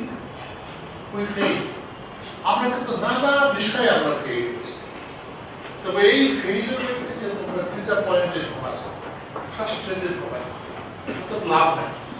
ফ্রাস্ট্রেশনে কোনো লাভ নেই। ইউ লুজ ইউর এনার্জি, তাই না? তোমাদের ঘুরে দাঁড়াতে হবে, ঠিক আছে? পরিবেশটা বৈরী, কিন্তু আমরা ঠিক মতো দাঁড়িয়ে যাব। সেই মঞ্জুর মোর্শেদ অস্ট্রেলিয়ান ন্যাশনাল ইউনিভার্সিটিতে অ্যাপ্লাই করলো স্কলারশিপের জন্য। রিচার্ড ব্রেন্ট নামে একজন প্রফেসর, এখন রিটায়ার করছেন। সে খুব স্মার্ট মানুষ, সে খুব বড় বড় সংখ্যা সেটাকে ফ্যাক্টরাইজ করে, দারুণ দামি মানুষ। প্রফেসর কামতের লেখা volume the art of computer programming, তার 7 ভলিউম তার লেখার কথা। এখন 4টা ভলিউম বের হয়েছে। ওই বইগুলো এত দামি, শুধু বই লিখে উনি টুরিং অ্যাওয়ার্ড পেয়েছে, শুধু বই লিখে। ওই বইগুলো খুবই দামি। তার সেকেন্ড ভলিউমে সবচেয়ে বেশি সাইট করা হয়েছে রিচার্ড ব্রেন্টকে। খুব দামি। রিচার্ড ব্রেন্ট অ্যাপ্লিকেশন পাওয়ার পরে রেগুলার ইমেল পাঠাচ্ছে, বই পাঠাচ্ছে, ফটোকপি পাঠাচ্ছে মঞ্জুরকে, যাতে সে অস্ট্রেলিয়াতে যায়, অন্য কোনো জায়গায় না যায়। এর মধ্যে ওদের একটা ছেলে, পুত্র সন্তান জন্মগ্রহণ। মঞ্জুর লিখল যে রিচার্ড, আমি তো আসতে পারছি না, কারণ আমাদের ছোট বাচ্চা। তো কয়েকদিন পরে রিচার্ডের থেকে একটা চিঠি পেল মঞ্জুর, ইমেইল অ্যাটাচমেন্ট সহ। তাতে একজন অস্ট্রেলিয়ান ডাক্তার লিখছে যে শিশুর বয়স 1 মাস হওয়ার আগে খাই করা তার জন্য ভালো। আবার নিজ দিয়ে লেখা, ঠিক না? কিন্তু বাংলাদেশের ডাক্তার যা সাউথাই লিখে দিলে তার এইগুলো করে মঞ্জুরকে সে নিয়ে গেল এবং কি সম্মান করলো। তার 4 তলায় তার বাসা, বাক্স পেটারা সব প্রফেসর ব্রেন্ট এবং তার ওয়াইফ বহন করে উপরে তুললো। উপরে তুলে বললো, দাদা তোমার বোঝাটা কেন আমরা বহন করলাম? কেন? তুমি এত ব্রিলিয়ান্ট ছাত্র। আমরা কি দেশে আমাদের ছাত্রদের এইভাবে ইন্সপায়ার করি না? তোমরা বড় জোর খুব ভালো হলে আমার ছাত্র কোথায় যাই, তাই না? কিন্তু ওই দেখো দামি দামি প্রফেসর, তারা কিভাবে এটাকে দেখে। রিচার্ড ব্রেন্টকে ইনভাইট করা হলো অক্সফোর্ডের কম্পিউটিং ল্যাবরেটরিতে। রিচার্ড আমাকে লিখলো সে মঞ্জুরকে ওখানে নিয়ে যাবে, মানে এত দামি ছাত্র, তাকে ওখানে নিয়ে যাবে। মঞ্জুর পাশ করার বছর 9-10 বছর পরে আমি অস্ট্রেলিয়ান ন্যাশনাল ইউনিভার্সিটি গেছিলাম। প্রত্যেক মানুষের ইনভ্যারিবলি মঞ্জুরের কথা বললে খুবই ভালো ছাত্র, খুবই ভালো ছেলে ইত্যাদি। আমার কত ভালো লাগলো একজন ছাত্রের জন্য বাংলাদেশের কি পরিমাণ সুনাম। এবং আমাকে আবার আরেকজন দেখাই দিল যে দেখবা ওই রিসার্চ ব্রেন তোমার সামনে হাঁটবে। আমি লক্ষ্য করলাম রিসার্চ ব্রেনটা আমার সামনে হাঁটবে। ওদের দেশে তো এই নিয়ম নাই, তাই না, অস্ট্রেলিয়াতে। কিন্তু আমাদের দেশে আমরা যেমন গুরুজনকে সম্মান করি, সামনে হাঁটি না, রিসার্চ ব্রেন নোজ অ্যাবাউট এবং সে আমার সামনে হাঁটে না। এবং রিসার্চ ব্রেন এমন একজন মানুষ, 20 জন মানুষকে তুলনা করতে পারবে যে এই মানুষটা ওই বুদ্ধিমান, তাই না? সুতরাং এক মঞ্জুরের জন্য বাংলাদেশের অনেক অনেক সুনাম। অলমোস্ট মানে অস্ট্রেলিয়ার থেকে যে কোনো মানুষ কম্পিউটার সায়েন্সের অ্যারাউন্ডে যদি আসে মঞ্জুরকে সেই বেশি অনেকবার আমার হয়েছে যে মঞ্জুরকে তারা খুব ভালো ছিল। কিরকম ছিলেন? মোনাশ ইউনিভার্সিটি কনভোকেশন হইল, মঞ্জুরের বয়স তখন 37 কিংবা 38 and he was the occasional convocation speaker. 37-38 বছর বয়সে বাংলাদেশের একটা ছেলে তার ওই ইউনিভার্সিটি কনভোকেশন স্পিকার। এটাকে আমরা চিন্তা করতে পারি, এটাকে আমরা চিন্তা করতে পারি ঢাকা ইউনিভার্সিটি নিয়ে আসবে, কুমিল্লা ইউনিভার্সিটি নিয়ে আসবে, বুয়েট নিয়ে আসবে, প্রশ্নই ওঠে না। চুল যথেষ্ট সাদা হইতে হবে, তারপরে সেগুলো না হইলে কোনো চান্স নেই। কিন্তু দেখো ওইখানে এবং সেই convocation speech that is available in the net, তোমরা দেখতে পারো। অসাধারণ একটা স্পিচ। এই স্পিচ দেওয়ার পরে প্রেসিডেন্ট উঠে তাকে হাত করে নেয় অনেক অনেক। সে ওখানে বোঝাইছে যে আমাদের দেশগুলোর যে কালচার, আমাদের যে ঐতিহ্য, সেটা গুরুত্বপূর্ণ। এই জিনিসটা যদি পশ্চিমাদের মধ্যে যোগ হয় তারা ইন্টারেস্ট হয়। খুব সুন্দর, খুব সুন্দর একটা এক্সারসাইজ। কিন্তু আমরা কিন্তু দেশে এটা করবো না, তাই না? So there are many ways they inspire.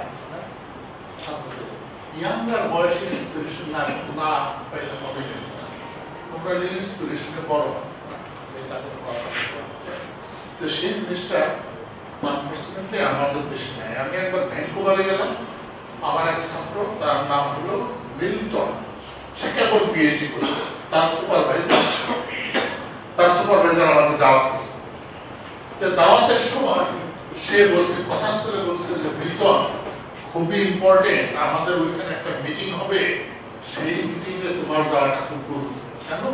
তুমি ওখানে গেলে তাহলে আমাদের ভাবমূর্তি দারুণ উজ্জ্বল হবে। মানে তার ছাত্র এত দামি, সেই ছাত্র যদি ওই মিটিংয়ে যায় তাহলে তার কাজটা হবে। এটা তার সুপারভাইজার যে তাকে ডিগ্রি দিচ্ছে সে কিন্তু বলতেছে না, ডিগ্রি কিন্তু সে দিল। তারপর বলছে আমাদের কিছুদিন আগে আসছিল, ওরা বাংলাদেশ ব্যাংকের রিজার্ভ চুরির ব্যাপারটা জানো, তাই না? রিজার্ভ চুরি ঘটনা ঘটার পরে বিদেশে 2-3 জনকে নিয়োগ দেওয়া হলো কিভাবে ঘটনাটা ঘটলো, এবং তার জন্য তাদেরকে মাত্র 3.25 কোটি টাকা দেওয়া হয়েছে ফি হিসাবে। এবং তাদের রিপোর্টটা দেখার সৌভাগ্য হয় নাই। মানে যারা নাকি এটার উপর কাজ করবে ওই রিপোর্টটা তো প্রয়োজন ছিল, তাই না? তারা কি বলে, কিন্তু আমি অনুমান করতে পারলাম তাদের রিপোর্টটা হলে এরকম।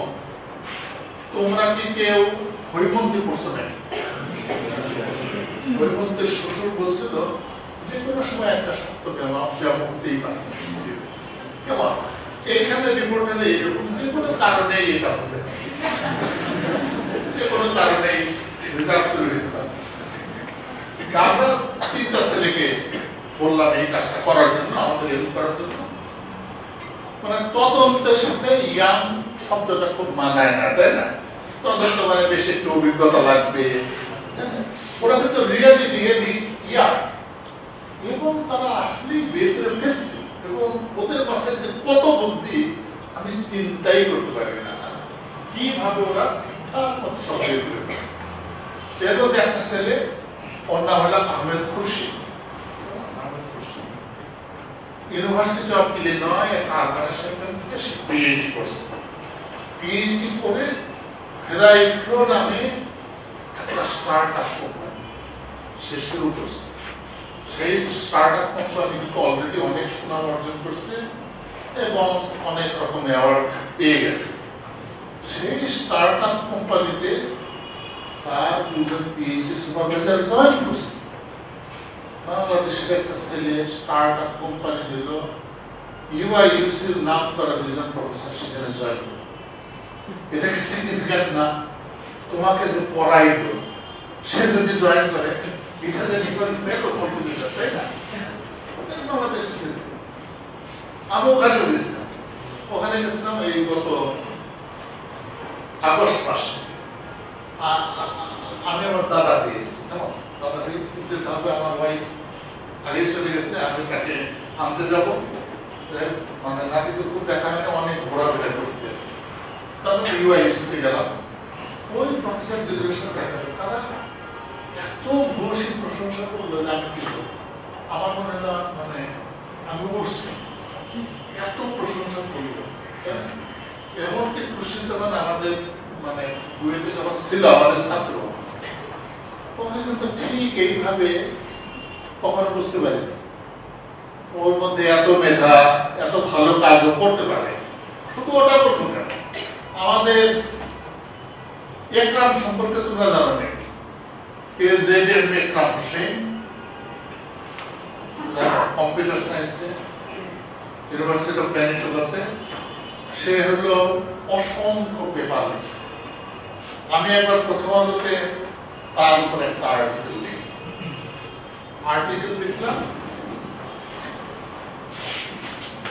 এটা যদি কোনো ক্রিকেটারের উপর লিখলে সাথে সাথে ছাপাই 1.5 মাসের মধ্যে বের হয়। তারপরে একদিন তারা সিদ্ধান্ত নিল তাদের যেহেতু পাতায় জায়গা আছে, এখন তারা পাবলিশ করবে। তা বললাম যে না, এখন পাবলিশ করলে হবে না। 1.5 মাসে তার ক্রেডেনশিয়াল অনেক বদলে গেছে, আরো অনেক পেপার সে লিখছে, তার সাইটের সংখ্যা আরো অনেক বেশি। আমি আবার একটা প্যারা যোগ করে দিলাম যে মানে আর্টিকেলটা 1.5 মাস পরে ছাপা হওয়ার কারণে আরো যে পরিবর্তন হয়েছে সেই জিনিসটা দিয়ে দিলাম। ওরা অবশ্যই ছাপায় না, আননেসেসারি ব্যাপার। একটা ক্রিকেটারের ঠ্যাঙ্গের উপর লিখতাম, তাও একটা কথা ছিল, তাই না? এটা একটা আননেসেসারি। একরাম অসাধারণ। আমার সাথে আন্ডার গ্রাজুয়েট থিসিস করছে, আমিও কিন্তু টের পাই নাই ও এইরকম উচ্চতায় উঠতে পারে। এবং তার শুরু হয়েছে এইভাবে। আমাদের ঢাকা ইউনিভার্সিটি কম্পিউটার সায়েন্স ডিপার্টমেন্টে তখন 6 কিংবা 7 জন শিক্ষক ছিলেন। লুৎফর রহমান স্যার তখন ডিপার্টমেন্টে সিদ্ধান্ত নিলেন একটা কনফারেন্স করা হবে, NCCIS এরকম নাম। তা আমরা আবার ঢাকা ইউনিভার্সিটি বইয়ে আমরা খুব মিলেছি এই কাজটা করলাম। আমি তখন ওখানে ডিপার্টমেন্টের হেড, আমার হেডের রুমে একটা প্রিন্টিং এগুলো হচ্ছিল এবং একটা সারা রাত জেগে এই কাজগুলো করত, প্রচুর আগ্রহ। এবার মাস্টার্স ডিগ্রি করছে আমাদের শামসুল আলম স্যারের সঙ্গে। He is a different human being. উনি সবাইকে সন্দেহ করতেন, এই কাজটা নিশ্চয়ই তুমি করো নাই, অন্য কেউ করে দিচ্ছে। আর উনি ডিগ্রি দেওয়ার আগে যথেষ্ট সময় ওনার আশপাশে মানে ঘুরঘুর করতে হবে, প্রচুর সময় ব্যয় করতে হবে। একরামের ক্ষেত্রে উনি একটা থরলি লিখেন। একরাম সারাদিন লেভেলে যখন শামসুল আলম দরজা করেন দেখেন একরাম বসে আছে, ফরএভার দি টাইম। সকাল হতে পারে, দুপুর হতে পারে, সন্ধ্যা হতে পারে, একরাম ইজ অলওয়েজ দেয়ার। ফলে আর ওনার কোনো সন্দেহ ছিল না যে একরামকে ডিগ্রি দেওয়া যায়। একরাম এই যে এখানে ওর খুব ভালো একটা ট্রেনিং হয়ে গেল। এই আমাদের যে প্রসিডিংস, ওইটা প্রথম প্রসিডিংস যেটা নাকি কনফারেন্সের দিনই পাবলিশ হয়েছে। আমরা আমাদের দেশে এরকম করতে পারি নাই। এবং সেই ধারাটা এখন আইসিসিআইটিতেও আছে। প্রতি বছরই আমরা কম্পিউটারের একটা কনফারেন্স করি, যেখানে আমাদের ছাত্ররা প্রফিউজলি কন্ট্রিবিউট করে, আন্ডার গ্রাজুয়েট ছাত্ররা অনেক অনেক পেপার লেখে, সেটা লেখরা, তাই না? তাহলে আমাদের অনেক ছাত্র নিজেদের ক্ষমতা দারুণভাবে প্রমাণ করেছে। আইসিসিআইতে যখন আমরা প্রথম অর্গানাইজ করি বুয়েটে, তার আগে এনসিসিআই ঢাকা ইউনিভার্সিটি হয়েছে, তো ওইবার আমি আমার সুপারভাইজারকে দাওয়াত করলাম। তো সে আসছে, আমি বললাম আমি তোমাকে সুন্দরবন হোটেলে রাখতে পারি অথবা আমার বাসায়। কি opted for my residence. Jagannath হলের দক্ষিণ পাশে মাঠে উত্তর পাশে একটা বিল্ডিং, 4 নম্বর বিল্ডিং, উনি সেখানে রইলেন। আমার ওয়াইফ ও তার সাথে তার একটু সংগঠন দিল এবং বললো ফ্রান্স তার নাম, ফ্রান্স সলমন, অসাধারণ, ফ্রান্স হলে অসাধারণ, কিন্তু ওইখানে থাকতে আমরা টের পাইনি, খুব ভালো ভালো। তো তাকে আমরা আমাদের মেইন বেডরুম দিলাম, ওই বেডরুমে সে শুয়ে থাকে। তো সুমন একদিন আসছে, ফ্রান্সের সাথে একটু কথা বলার 15-20 মিনিট কথা বলছে। তার ফ্রান্স ঘুমাতে যাবে, ঘুমাতে গেল, 15 মিনিট পরে সে উঠছে, ফ্রান্স কি ব্যাপার, তোমার ওই ছাত্রটা মহা মেধাবী। আমি কেন? ও আমাকে 15 মিনিটে যা বলছে এগুলো আমি একটু হিসাব করতেছিলাম। মানে মহাবুদ্ধির কথা সে বলছে। সে ঘুমে ঘুমে চিন্তা করছে যে সুমন কি কি বলছে এবং মানে সেগুলো কত গভীর কথা সে ঘুমে টের পেয়েছে। সব বাংলাদেশের স্টুডেন্টই এবং সুমন তো এখন অসাধারণ। তোমরা দেখতে পারো সুমন মান্না মাইক্রোসফট রিসার্চে সে চাকরি করে, মাইক্রোসফট। সুমন হলো 6th ব্যাচের ছাত্র আমাদের এবং হি ওয়াজ দ্য হাইয়েস্ট স্যালারি, সবচেয়ে উপরের পজিশন। এইগুলো আমাদের ছাত্ররা এগুলো করতে পারে এবং সেটা ইয়াঙ্গার এজে না, ইয়াঙ্গার এজে। সুমন আর সৈকত ওরা রেগুলার আমার বাসায় আসতো এবং যা আছে খাওয়া দাওয়া করতো। আমি একদিন মধ্যে বললাম এই একটা জিনিসটা এইরকম একটা জিনিস আমরা করতে পারি। ওরা দুজন আমার ফ্লোরে বসে 2.5 ঘন্টার মধ্যে প্রবলেমটা করে পেপার লিখে তখনই আমরা পাঠায় দিলাম। এটা হলো সবচেয়ে কম সময়ে একটা এবং একবার অ্যাকসেপ্ট। তখন ওরা 3rd ইয়ার আর একজন, তাই না? ওরা যদি পারে তোমরাও নিতে পারো। মনটা থাকতে হবে, I want to do it. এটার বেনিফিট অনেক। যেমন সৈকত এখন চাকরি পেল, চাকরি পাওয়াটা একটু ঝামেলা। স্টোনি ব্রুকে সে চাকরি করছে, জায়গাটা ভালো। এমআইটিতে সে পরিচর্যার ফেলোশিপ করছে, তার মানে তার ক্রেডেনশিয়াল মধ্যে আছে। এটা সে কিন্তু এইখানে সেটা করে গেছে, আন্ডার গ্রাজুয়েট ছাত্র হিসেবে সেটা করে গেছে। সুতরাং এখন নানা সময়ে সে ওই জিনিসটা বিক্রি পিএইচডি করার পরে আগে এগুলো করতে হবে, তাই না? সুতরাং আমার ই হলো যে তোমরা আসলে এটা করতে পারো, যে যে জিনিস পছন্দ করো। একটা প্রবলেম অবশ্যই মাথায় রাখতে হবে, সবসময় রাখতে হবে। আলবার্ট আইনস্টাইন বলতেন, I am not smarter, but I can stay with the problem for a longer period of time.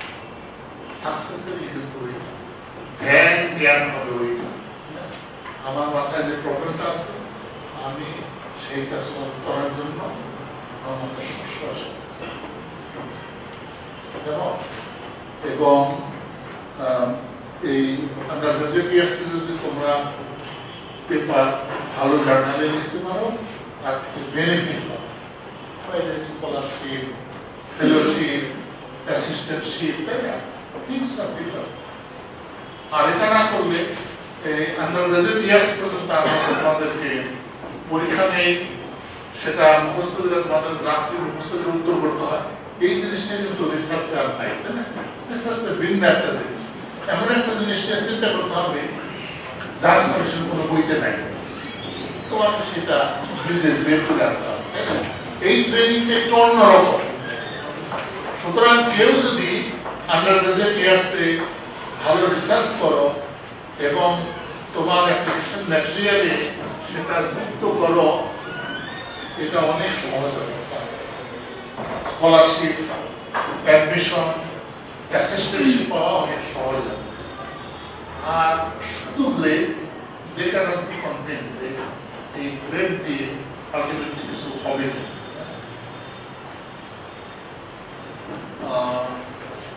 আমি এখানে তো ইন্টারনেট কানেকশন নাই, তাই না? আচ্ছা, মানে অত এটা তো আমি আসলে রিসার্চের কাজটা যে আমি শুধু বইতে করছি এমন নয়। আমি কিছুদিনের জন্য নর্থ সাউথ ইউনিভার্সিটি গেছিলাম, সেখানে ছাত্র দিয়ে রিসার্চ করেছি এবং পেপার পাবলিশ হয়েছে। এইটা ভাবার কোনো কারণ নাই যে অনেক ভালো ভালো গ্রেড থাকলেই কেবলমাত্র রিসার্চ করা যাবে। এটা অন্য কোনো কিছু। আমি একটা এক্সাম্পল দিয়ে যদি বোঝাই, আমার কোনো একটা বেসে ফার্স্ট বর্ন সে আমার বাসায় আসলো, তাকে একটা প্রোগ্রাম লিখতে হবে রিসার্চের অংশ হিসেবে। সারাদিন সে চেষ্টা করলো, জিনিসটা মেলানো গেল না। কুষ্টিয়ার থেকে একটা ছেলে আসলো, কুষ্টিয়ার থেকে বাসে আসছে, তার মানে তার শরীর ভর্তা হয়ে গেছে। 4:30 আসছে, বললাম তুই এই প্রবলেমটা করতে হয়, তুই হাফ এন আওয়ারে এই প্রবলেমটা সলভ করতে। বাসের পালন সকাল থেকে 4:30 পর্যন্ত, তুই 4:30 থেকে 5টার মধ্যে শেষ। সো আমরা যে তোমাদেরকে গ্রেড ইত্যাদি দিই, এটা থেকে তোমরা কখনো ডিমোরালাইজড হবে না, গ্রেড খারাপ। কিন্তু আলবার্ট আইনস্টাইন তো ভালো গ্রেড পায়নি, কথা কোনো কারণ নেই, তাই না? নিউটনও ভালো গ্রেড। ওদের তো সিস্টেম কত হবে, আমরা তো অনেক ছাত্র পড়াই, সুতরাং প্রত্যেকে আলাদাভাবে কেয়ার নিতে পারি না, অত দেখে গ্রেড দিতে পারি না, তাই না? হতাশ কোনো কিছু নাই, গ্রেড পেলেই কম পেলেই যে মাথায় বুঝে নাই কিংবা কিছু করতে পারে না, this is not true. Smell বলে, SMALE, একজন ম্যাথমেটিশিয়ান। তো সে আন্ডারগ্রাজুয়েট কোর্স ভালো করে না, তাকে বেঞ্চের করে দিবে। সে তারপর অনুনয় করে তারপর তার চিন্তা করছে এই ছেলেটাকে PhD ডিগ্রি দেওয়া যায় কিনা। তারপর অনুকম্পাবশত তাকে একটা ডিগ্রি দেওয়া হতো, ও আবার আরো পড়তে চায়। কোন টিচার রাজি, এত খারাপ ছেলেকে পড়ানো যাবে, খুব ইরাটিক বিহেভিয়ার। কখন এই পায়, কখন এই পায়, এই যে। এবং পোস্ট গ্রাজুয়েট করছে এগুলো পায়, তাকে আর কন্টিনিউ করবে না, এরকম একটা অবস্থা। না, সে নাসরবান্দা ফাইনালি তার একটা PhD ডিগ্রি হইল, টিচাররা পছন্দ করে না। তার কয়েকদিনের মধ্যে, কয়েক বছরের মধ্যেই সে ফিল্ড স্টুডেন্ট, যাকে টিচাররা কোনোদিন পছন্দ করতে পারে নাই, আনইমপ্রেস ছিল, সে ফিল্ড স্টুডেন্ট। কোনো 5-6 বছর আগের একটা ঘটনা যদি পেপার পড়ে থাকো, এক চাইনিজ ম্যাথমেটিশিয়ান PhD ডিগ্রি করছে, চাকরি পাচ্ছে না, তখন মুদি দোকানে চাকরি দিচ্ছে, চাকরি দিতে পায় না। মুদির দোকানে চাকরিরত অবস্থায় সে যে প্রবলেমটা সলভ করছে সেটা হলো এইরকম। তোমরা তো টুইন প্রাইম কনজেকচার জানো কেউ না কেউ, তাই না? এই 3, 5, 2 ডিফারেন্সের 2টা প্রাইম, 5, 7, 11, 13, 17, 19, তাই না? 29, 30, এরা হলে টুইন প্রাইম। কনজেকচারটা হলে there are infinitely many such pairs কেউ কিন্তু এটা প্রমাণ করতে পারে না there are infinitely many such pairs computer দিয়ে অনেক দূর পর্যন্ত দেখা গেছে যে অনেক অনেক আছে ওই ভদ্রলোক প্রমাণ করলো যে p এবং p প্লাস d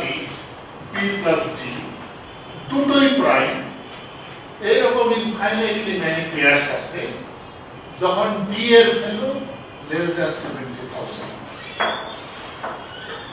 এটা কিন্তু খুব একটা দামি রেজাল্ট d এর ভ্যালু 2 হলে তাহলে 2 প্রাইম কনজেকচার সলভ হয়ে যাবে সেটা করলো মুদি দোকানে বসে ঠিক যেমন আলবার্ট আইনস্টাইন প্যাটেন্ট অফিসে এই কাইন্ড অফ কেরানিস্ট চাকরি করা অবস্থায় 4-5টা দামি পেপার লিখছিল এরকম তাই না সুতরাং ভয়ের কোনো কারণ নেই যে রেট খারাপ হলে আমাকে দিয়ে আর কিছু হবে না বেশিরভাগ মানুষই এরকম উন্নত দেশে যেখানে নাকি সিস্টেম অনেক ভালো অনেক শিক্ষক ছাত্র শিক্ষক অনুপাত ভালো তারাই ধরতে পারে না আমাদের এখানে আমরা সুতরাং এগুলো সব সম্ভব নিজের উপর আস্থা রাখতে হবে আমাদের দেশে অনেক মানুষ জন্মেছে তারা নাকি খুবই এক্সেল করেছে জগদীশচন্দ্র বসু সত্যেন বোস মেঘনাথ সাহা এরা খুবই খুবই দামি কাজ করেছে পরাধীন ভারতে উপমহাদেশে বাংলাদেশের মানুষের শ্রেষ্ঠত্ব ছিল সেই শ্রেষ্ঠত্বটা হয়তো আমরা এখন একটু ভুলে গেছি কারণ সায়েন্সের কদর ওই পরিমাণে নাই আমরা বাংলাদেশটা ভালোই চালাচ্ছি আদম যে যুগটা ম্যানেজ করা যায় দিলাম আমার ছোটবেলায় তেমন গর্ববোধ করতাম দুনিয়ার সবচেয়ে বড় যুগ বাংলাদেশ দিলাম বন্ধ করে আবার একবার শুনলাম চট্টগ্রাম এয়ারপোর্ট এটা ভাইদের হাতে তুলে দেওয়া হবে এটা ম্যানেজ করা যাচ্ছে বাংলাদেশ ভালো মতোই ম্যানেজ করতে পারতেছে আমাদের নেতৃত্বের এই যে দুর্বলতা অদূরদর্শিতা তার ফলে বিজ্ঞানে আমাদের যে শ্রেষ্ঠত্ব তার উজ্জ্বলতা কমেছে কিন্তু তোমরা নিজেদের কাজ দিয়ে সেটা আবার পুনরুদ্ধার করো ঠিক আছে আমার মনে হয় আমি অনেকক্ষণ তোমাদের মানে ধৈর্য যদি যাতে না ঘটে আমি বিশেষ করে কম্পিউটার সায়েন্স কিছু বললাম না যাতে তোমরা বিভিন্ন ডিপার্টমেন্ট থেকে আসো তবে আমাদের দেশকে যদি উন্নতির পথে অগ্রসর হইতে হয় অবশ্যই আমাদেরকে রিসার্চে ভালো হতে হবে we have many problems at home তোমরা জানো তারান বাজার ওইখানে একটা ফ্লাইওভার করবে ওটা আবার ভাঙছে জানো তাই না আমার মতো this is what we have to do এই পলাশী বাজারের ল্যান্ডিং দুই পাশে আবার ভাঙছে this is what we have to do আমাদের কত প্রবলেম এই flyover is just vision for us আমাদের পপুলেশন ডেন্সিটি এত হাই আমাদের একটা ট্রেন যাবে 1000 যাবে আবার আরেকটা যাবে আরো একটা আমি একটা পেপারে লিখলাম যে নারায়ণগঞ্জ থেকে গাজীপুর যদি প্রতি 5 মিনিট অন্তর অন্তর ট্রেন ছাড়ে যাত্রীর কোনো অভাব হবে না চট্টগ্রাম থেকে প্রতি 10 মিনিট অন্তর অন্তর ট্রেন ছাড়লে যাত্রীর অভাব হবে না অনেক লাভ হবে এই লাভটা বাস মালিক সমিতিকে দিয়ে দিতে হয় আমরা আমরা করতে পারি তাহলে ওরাও ওদের লাভ পাওয়ার সাথে পাইল তাই না যাত্রাবাড়ি ফ্লাইওভারের নিচে রাস্তা কত খারাপ তাই না এটা দেখেই বোঝা যায় যে আমাদের চলাচল ভালো হোক এটাই এইমিং লাইফ না আমি আমার গাড়ি নিয়ে একবার উপর উঠছিলাম 60 টাকা দিচ্ছে আমি বলছি আর কোনোদিন নিজ দিয়েছে অলওয়েজ দিয়েছে আমাদের মেনি প্রবলেমস আমাদের অনেক অনেক সমস্যা আমাদের এই দূরদর্শিতার অভাবে আমি একবার ছাত্রদের নিয়ে রাশিয়াতে গেলাম রাশিয়াতে একদিন আগে গেছি আমাদের দাঁত হোটেলে রাখে সেখানে থাকতে পারবো না অল্প দামে হোটেলে থাকতে হবে একজনকে জিজ্ঞেস করলাম মলপ্রধান হোটেলের 5 মিনিট দূরত্বে আছে, গেলাম, আমাকে দরজা খুলে দিল, নিচে দেখি 4টা খাট, উপরে আরো 4টা। রাশিয়াতে সারা পৃথিবীর সবচেয়ে বড় দেশ, তার একটা হোটেলে মাত্র 8টা খাট। আমাদের তাহলে কয়টা খাট আছে? আমাদের কয়টা থাকা উচিত? আমাদের যে ডেন্সিটি, তাই না? আমাদের অনেক অনেক থাকা উচিত। সাংহাই থেকে তাইপেতে যাব, প্লেনে এক গ্লাস পানি ছিলাম, মেয়েটা বলে where is your disposable glass? তার মানে সে আমাকে আরেকবার খাওয়াইছে, ওটা তার মনে আছে, আর একটা গ্লাস সে আমাকে দিতে চায়। আমার এই গ্লাসে তো খেতে পারি না। This is how they are said. আর আমরা করছি কি 35 কোটি বই প্রতি বছর ছাপাই, এটার মানে আরোই 35 কোটি যাতে নষ্টও করে দিল, তাই না? আমরা ছাপানোর মানে এই 35 কোটি নষ্ট করতে হবে। আমি যখন ছোটবেলা করতাম একটা বই 10-12 বছর আমরা পড়তাম, বড় ভাইকে বলে দেন বইটা আমি নেবো, তাই না? সুতরাং আমাদের এই যে ছড়িয়ে ছিটিয়ে খাওয়ার অভ্যাস, এটা প্রত্যেক করতে হবে। কেমন এই ফ্লাইওভার দিয়ে, ফ্লাইওভার ইজ নো সলিউশন, আমরা জানি। একবার মগবাজারের ফ্লাইওভার আমি দাঁড়িয়ে আসছি, পেছনের সামনে দেখা যায় না কোথায় সে, পাশের রাস্তা দিয়ে একজন পতাকা তুলে চলে গেল, খালি রাস্তা। মানে কি পরিমাণ বিবেক বিবর্জিত হইলে এই কাজটা করা যায়? উল্টা দিকের লেনে সারাই গাড়ি, এবং নিশ্চয়ই হার্ট অ্যাটাকে কিছু মানুষ মারাও যাবে, তাই না? হার্ট অ্যাটাকের রোগী, সে হয়তো হসপিটালে যাচ্ছে, ভাগ্যিস আল্লাহ নিশ্চয়ই দেখতে পারবে না, তাই না? এটা হয়তো তারা ভাবে আল্লাহ দেখতে পারবে না, না সেটা হবে না। অনেক প্রবলেম আমাদের আছে, nobody is going to solve it. বিদেশিরা কখনো আমাদের দেশের প্রবলেম সলভ করতে যাবে না, তারা প্রবলেম জিয়াইয়া রাখবে, ওই নামে তারা কনসালটেন্সি করবে, তাই না? আমাদের দেশের প্রবলেম আমাদের সলভ করতে হবে। আমি অর্থমন্ত্রীকে বলেছিলাম ওই সময় যে জার্মান সৈন্য খুবই চৌকস, তাই বলে বাংলাদেশের সীমান্ত তাদের দিয়ে পাহারা দেওয়া যাবে, ওই কাজটা আমাদের করতে হবে।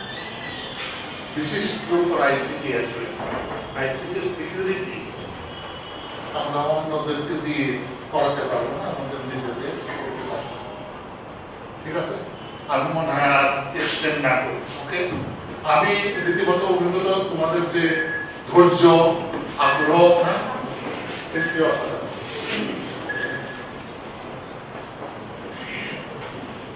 আমি রাখি এখানে।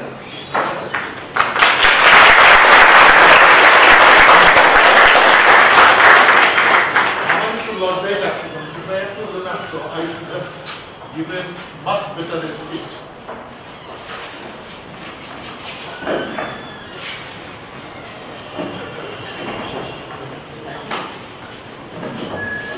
কারো কি কোনো প্রশ্ন আছে যে কোনো বিষয়ে?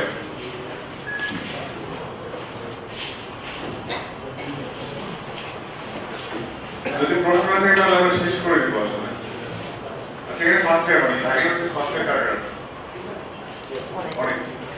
আচ্ছা, একটা কথা বলছি, সেটা হচ্ছে আমি এখন মাস্টার্সে, তার মানে আমি কিছুদিন পরে চলে যাবো। তো বিষয়গুলো হচ্ছে আমরা একটা কাজ করতেছি, এটাতে আমাদের ব্যক্তিগত স্বার্থ নাই। আমি মনে করি এটা হওয়া উচিত ইউনিভার্সিটি লেভেলে। এখানে অন্তত এই ইনফরমেশন গুলোর ফ্লো থাকা উচিত। তো যারা ফার্স্ট ইয়ার আমি তাদের অনুরোধ করবো যে তোমরা আমার সঙ্গে যুক্ত হও, যারা ইউনিভার্সিটিতে আছো, অন্তত এই যে ধারাবাহিকতার দিকে থাকে। আর আমাদের আরো সামনে প্রোগ্রাম হচ্ছে 25 তারিখে, সেটা পাবলিক লেকচার হবে, আশানুর স্যার থাকবেন। 2 তারিখে একটা প্রোগ্রাম আছে, সেটাতে থাকবেন হচ্ছে বড়দের লেখক শাহাবুজ্জামান স্যার। শাহাবের আমাকে আমরা অনেক কিছু লেখক হিসাবে, সে কিন্তু মেডিকেল অ্যান্থ্রোপোলজি যেটা আছে, মানে অ্যান্থ্রোপোলজি জীববিজ্ঞান, তো আমরা হচ্ছে তার ওই বিষয়টা নিয়ে যাবো। তো 2 মাস আশা করি আবার আপনার সঙ্গে দেখা করতে পারি। তো এই বলেই শেষ করছি, যদি কারো কোনো প্রশ্ন থাকে। এবং আমি ম্যাডামকে অনুরোধ করবো আমার স্যারের জন্য আমাদের ছোট্ট উপহার বই আছে অনেক অনেক ধন্যবাদ স্যার, আপনি এত ব্যস্ততার মাঝেও আমাদেরকে সময় দিয়েছেন। এবং স্যারের বক্তব্য যেটা ছিল যে আমরা অনেক সময় কিন্তু টেকনিক্যাল লেকচার শুনি, সেটা তো আমাদের কাজে দেয়, কিন্তু এই যে এত ইন্সপিরেশন, আমার তো মনে হয় যে তোমাদের মধ্যে অনেকের মনেই আজকে থেকে মনে হচ্ছে যে না আমি আজকেই বাসায় যে কাজ শুরু করবো, মনে হয় না? এইটা হচ্ছে সবচেয়ে বড় একটা ইন্সপিরেশন আমাদের জন্য, যে আসলে আমরা যদি চেষ্টা করি আমরা আসলে অনেক কিছু পারি। এবং কখনো এটা মনে করার কোনো কারণ নাই যে আমি কম্পিউটার সায়েন্সে পড়ি না, আমি তো বোটানিতে পড়ি, আমার দিকে মনে কিছু হবে না। এটা এই হতাশাগুলো থাকলে কিন্তু আমরা সেভাবে আগাতে পারবো না। আমরা যার যে যেখানে আছি সেখান থেকে কিন্তু আমাদের কাজ করার সুযোগ আছে, যে যে সাবজেক্টে থাকি না কেন। কারণ সেই হতাশা শেষ নাই, ঢাকা ইউনিভার্সিটিতে আছি ওই সাবজেক্টে কেন পেলাম না, আচ্ছা ঢাকা ইউনিভার্সিটিতে নাই আমি কেন এই ইউনিভার্সিটিতে আছি, পাবলিক যদি প্রাইভেটেও থাকি আমি কেন নর্থসাউথে ভর্তি হতে পারলাম না। এরকম আক্ষেপ কিন্তু আমাদের সবার মধ্যেই থাকে কিছু না কিছু, বাট সেই আক্ষেপকে ধরে রেখে যদি আমরা কাজে না আগাই তাহলে কিন্তু কোনো কিছুই হবে না। যে স্যার যেটা বলছিলেন যে ফার্স্ট হতেই হবে তা কিন্তু না, একটা পেছনের সারির স্টুডেন্টও কিন্তু তার চেষ্টা দিয়ে অনেক কিছু করতে পারে। এবং সেটাই আসলে আমরা দেখেছি যে যারা নাকি জীবনে খুব বড় হয়েছে, খুব কমিকে একমাত্র আমরা কিন্তু যদি বাংলা সিনেমা আর নাটক থেকে তাহলেই দেখি যে নাটক নায়ক ফার্স্টে হচ্ছে সবকিছু হচ্ছে, তাই না? জীবনে কি তা হয়? তা কিন্তু হয় না। যে আমাদের এই টানাপোড়েনের মধ্যে দিয়ে আমরা আগাই, সেখান থেকে আমরা আমাদের লক্ষ্য থেকে যদি বিচ্যুত না হই, আমাদের যদি লক্ষ্য থাকে আমি করবো, অবশ্যই সেটা আমরা করতে পারি। তাকে অনেক অনেক ধন্যবাদ এবং তোমাদের সবাইকে অনেক ধন্যবাদ।